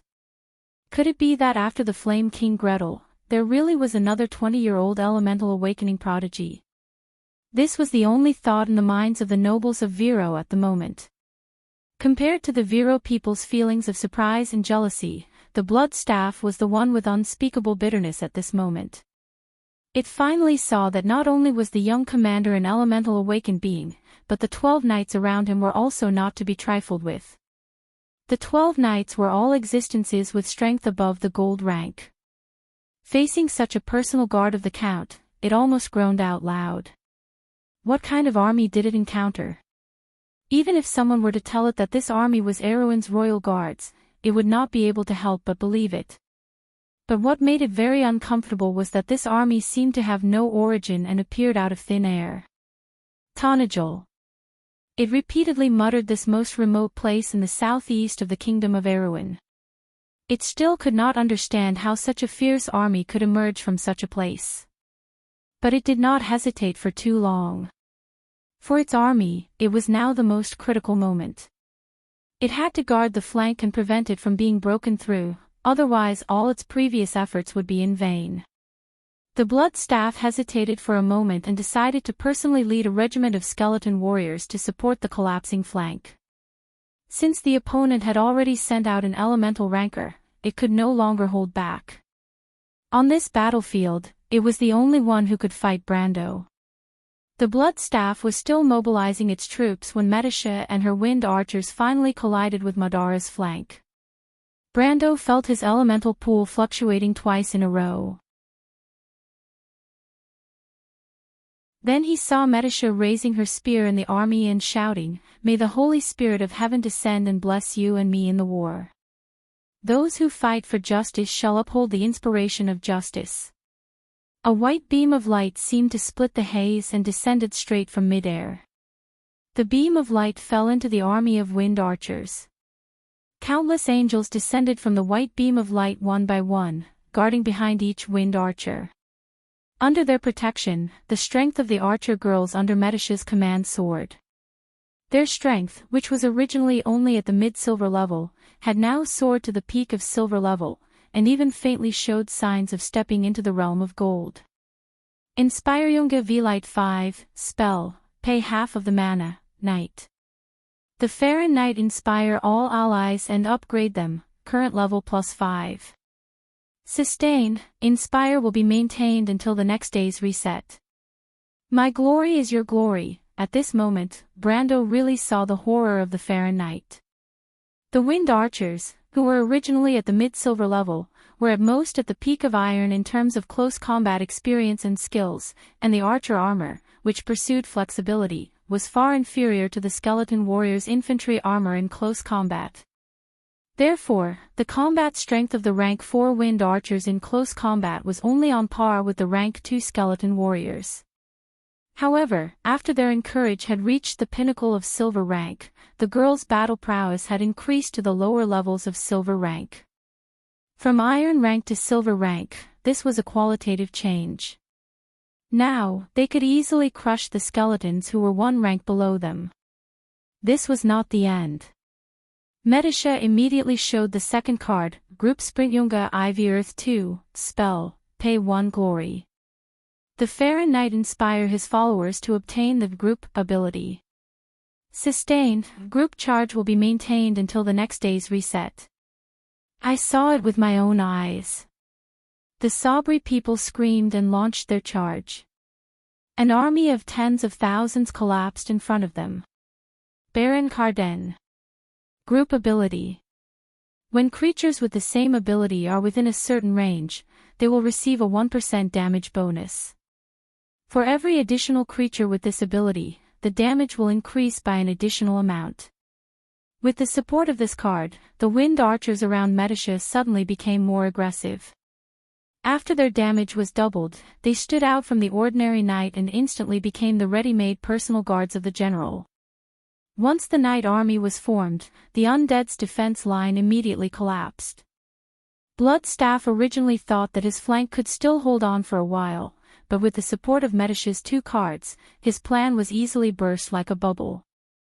When Bloodstaff personally led a regiment of skeletal warriors to the battlefield, he saw his flank melting like snow under the sun. The Wind Archers were still moving forward, seemingly intending to break through his flank and head to the center of the battlefield to meet with the White Lion Guards. When Bloodstaff saw this scene, he knew that it was all over. His army was all done for, and the dark nobles from the Sea of the Dying Moon were also done for.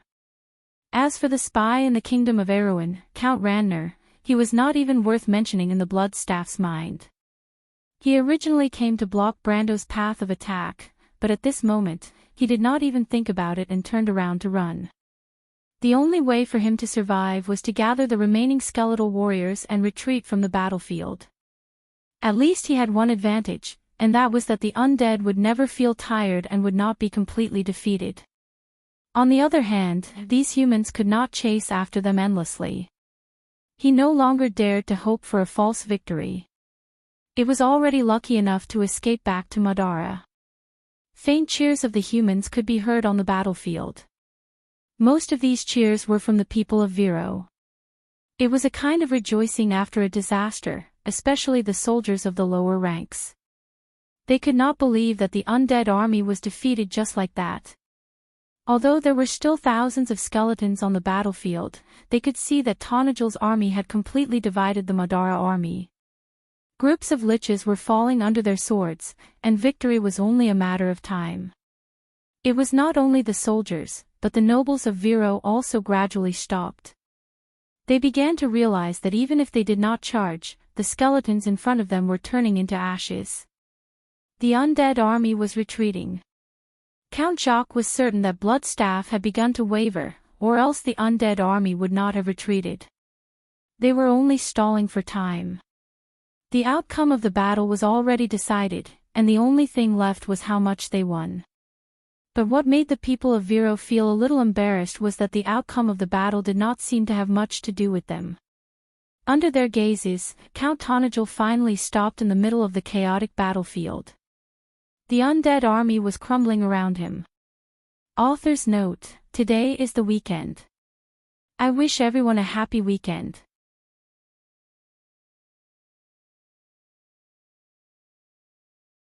Chapter 876. After the year of the Running Wolf, the most outstanding military strategist in the history of the Wind Elves, the king of the Grey Mountain, Shaglafen, who had not yet been promoted to the position of marshal, wrote in his book, "If we can't effectively kill the Liches and the Madara army, then we can't really defeat an undead army." But when the Black Rose of the Roman Toa was truly defeated, the defeated skeletons in the valley were actually not much different from a human army fleeing in all directions. The undead fled back all over the mountains and plains, and because they had lost their command, the Liches and the skeletons they summoned fought on their own, like a sheet of loose sand. Although the undead lords from the Sea of the Dead Moon could still restrain their subordinates, they only wanted to escape and had lost their will to fight. The current Bloodstaff army could no longer be called an army. From top to bottom, they had lost their purpose and will to fight, and only struggled to protect themselves. It was no different from the defeated army of the northern nobles in Ampere Seal. But if one looked carefully, there were some subtle differences. When humans fled in the face of a defeated army, it was often because of the fear in their hearts that shook and gave in to the emotions of the undead. These two factors did not exist in the emotions of the undead. They only protected themselves out of a rational choice. They would not trample on each other because of panic, or be killed like ducks without daring to turn back and resist. If they were caught, they would stop and fight back. But due to the selfish nature of dark creatures, they would never help their comrades who were attacked nearby, even if it might be more beneficial to them. Count Jacques and Brando rode side by side in the valley. Seeing this scene, they were very emotional. So the undead army is just like this. They can also make mistakes. The undead are not natural creatures. No one knows the mystery between life and death better than them, so they eliminate the uneasiness in the hearts of mortals about the unknown death. They have no attachment to life, so they don't feel impulsive and fanatical. However, impulsiveness and fear are only one of all the negative emotions. Greed, arrogance, vanity, and selfishness will all make them make mistakes. Brendel explained to Duke Viro's vassal as he observed the progress of the battle from his horse's back. Count Jacques silently nodded. He looked deeply at this count, who was also a count but was much younger than him. "Mr. Count, you seem to know a lot about the Dark Kingdom." "I always try to understand my enemy, the enemy of the kingdom." Brando looked at the count from the Jacquelangan region. He knew this man. Jacquelangan was located on the border between Viro and Karsuk. This count was someone who had dealt with Madara in history.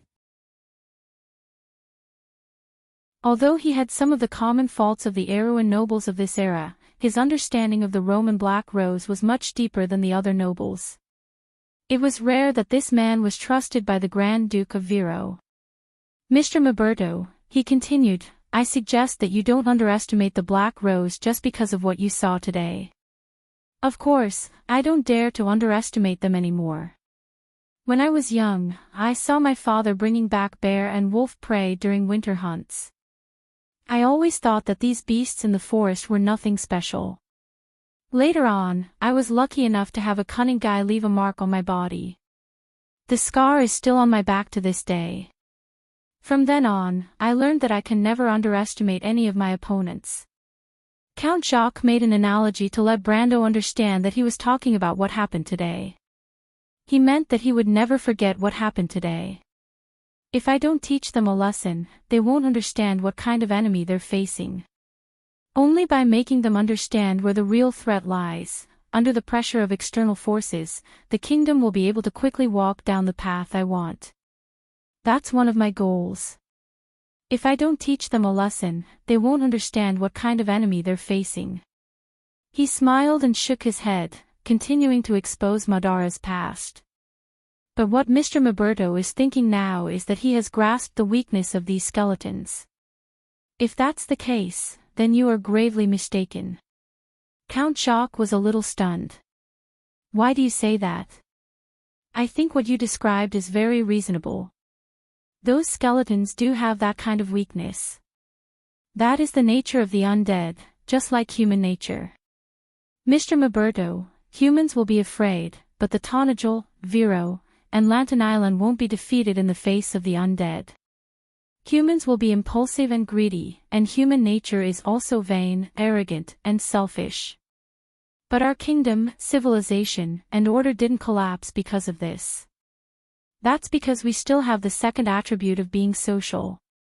Madara is the same.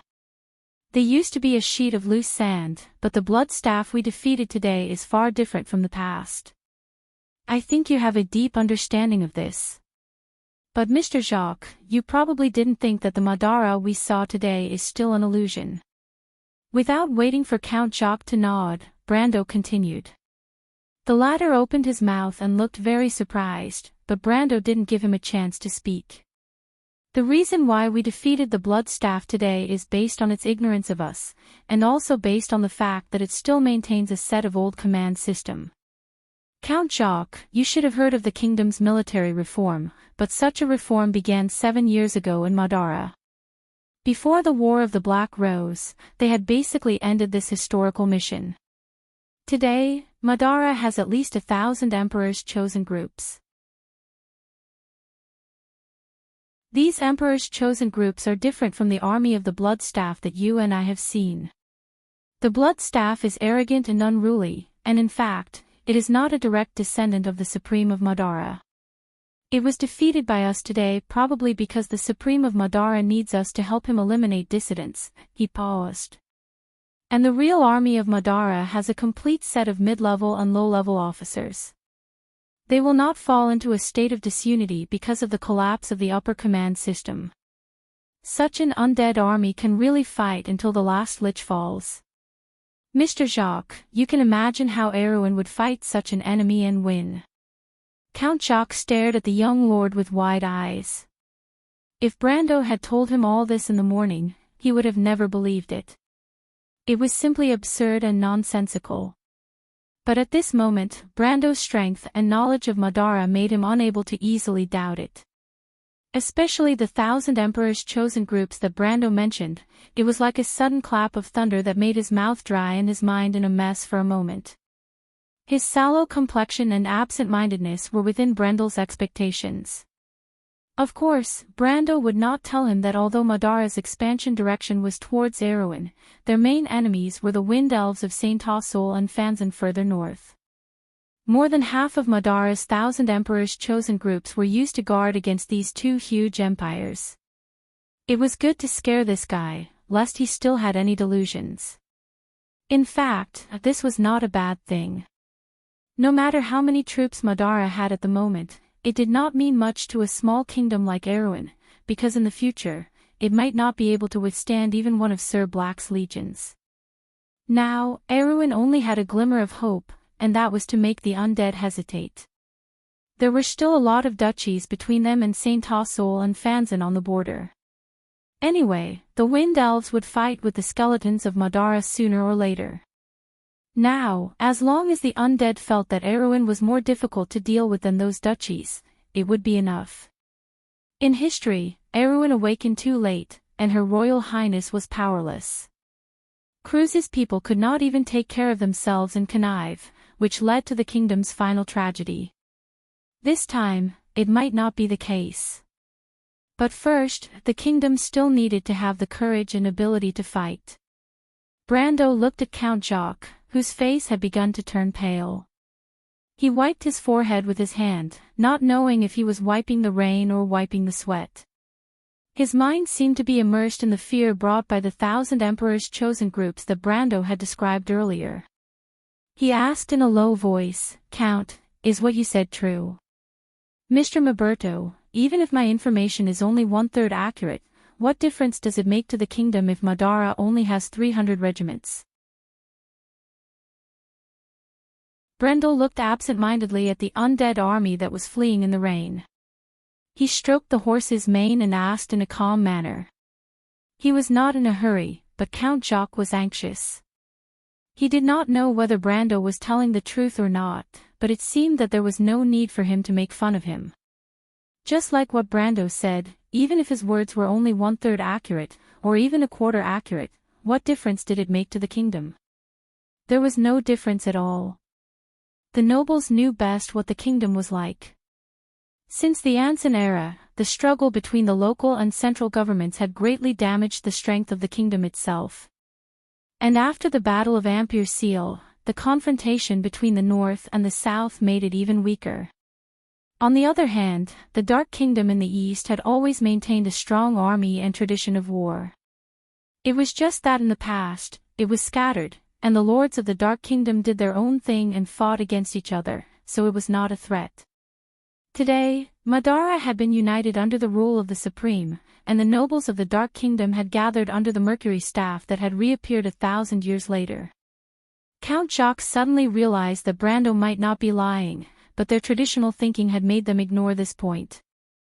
Madara already had a huge army, and now that they were united, who would they attack next?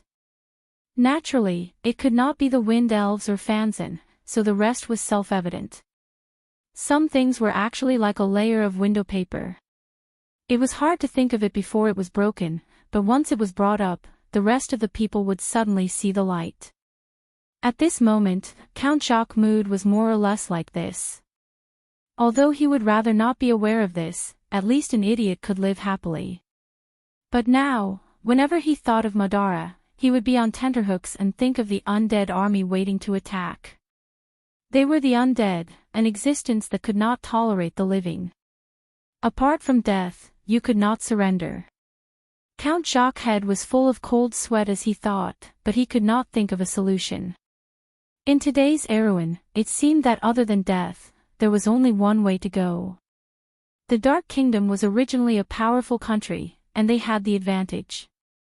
What was laughable was that the nobles of the kingdom were still in a drunken stupor. Facing such a country, he really did not know how to resolve the crisis in front of him. Perhaps the only way was to exile Cruz. When Count Jacques raised his head to look at Brando again, his eyes were a little unfocused.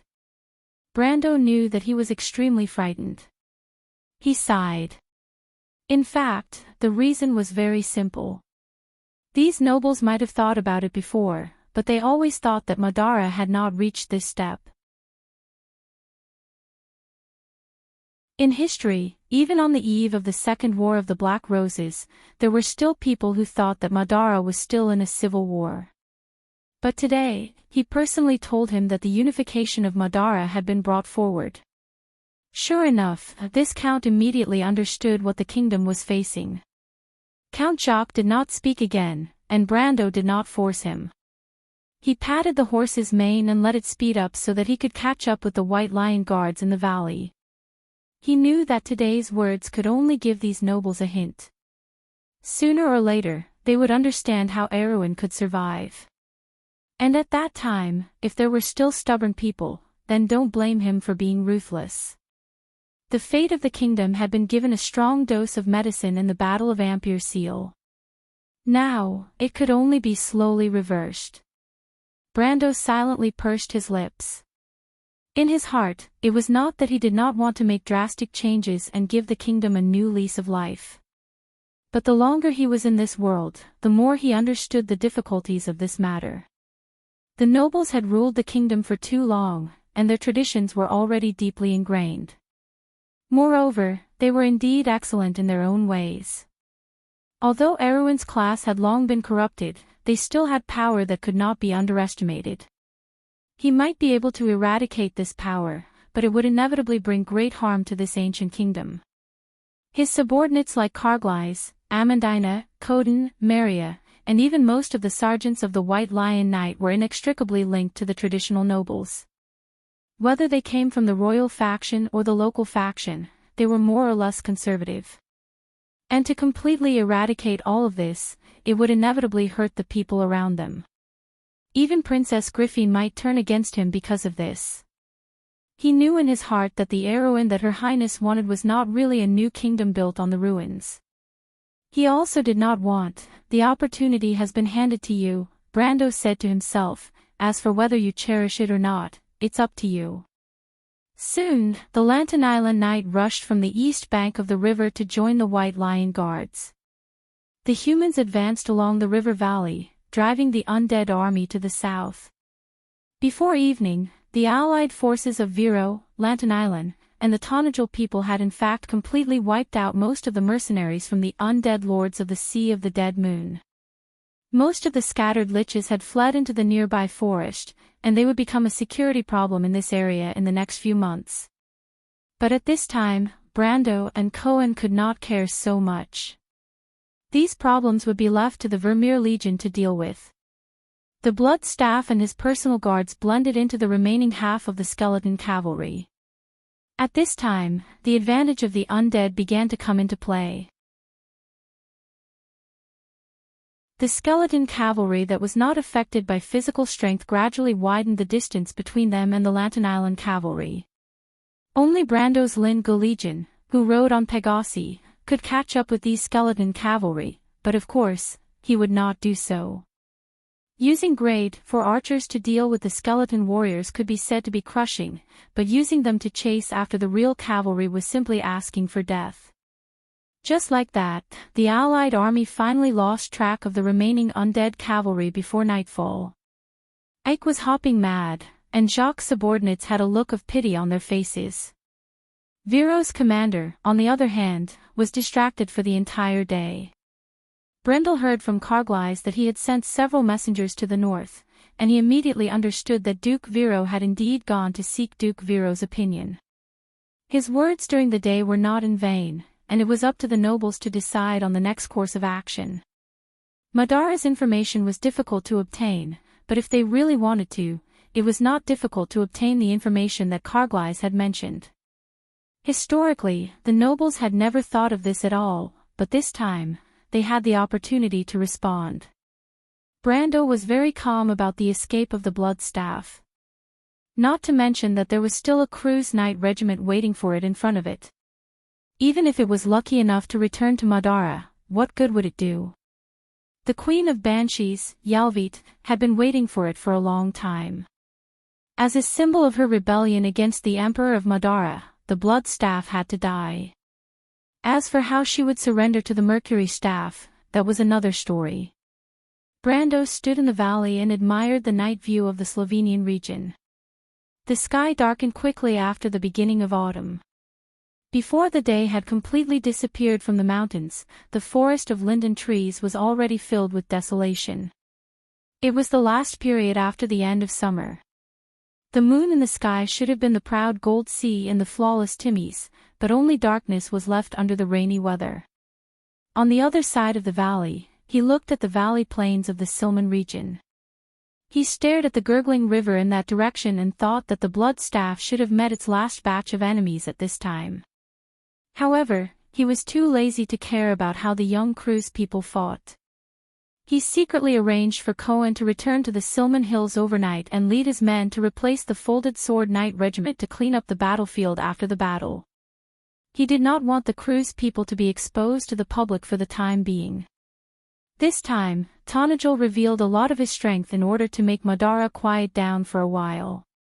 However, he would try to hide as much as possible. P.S. Today's chapter, from the idea to the writing, took me almost 10 hours to write.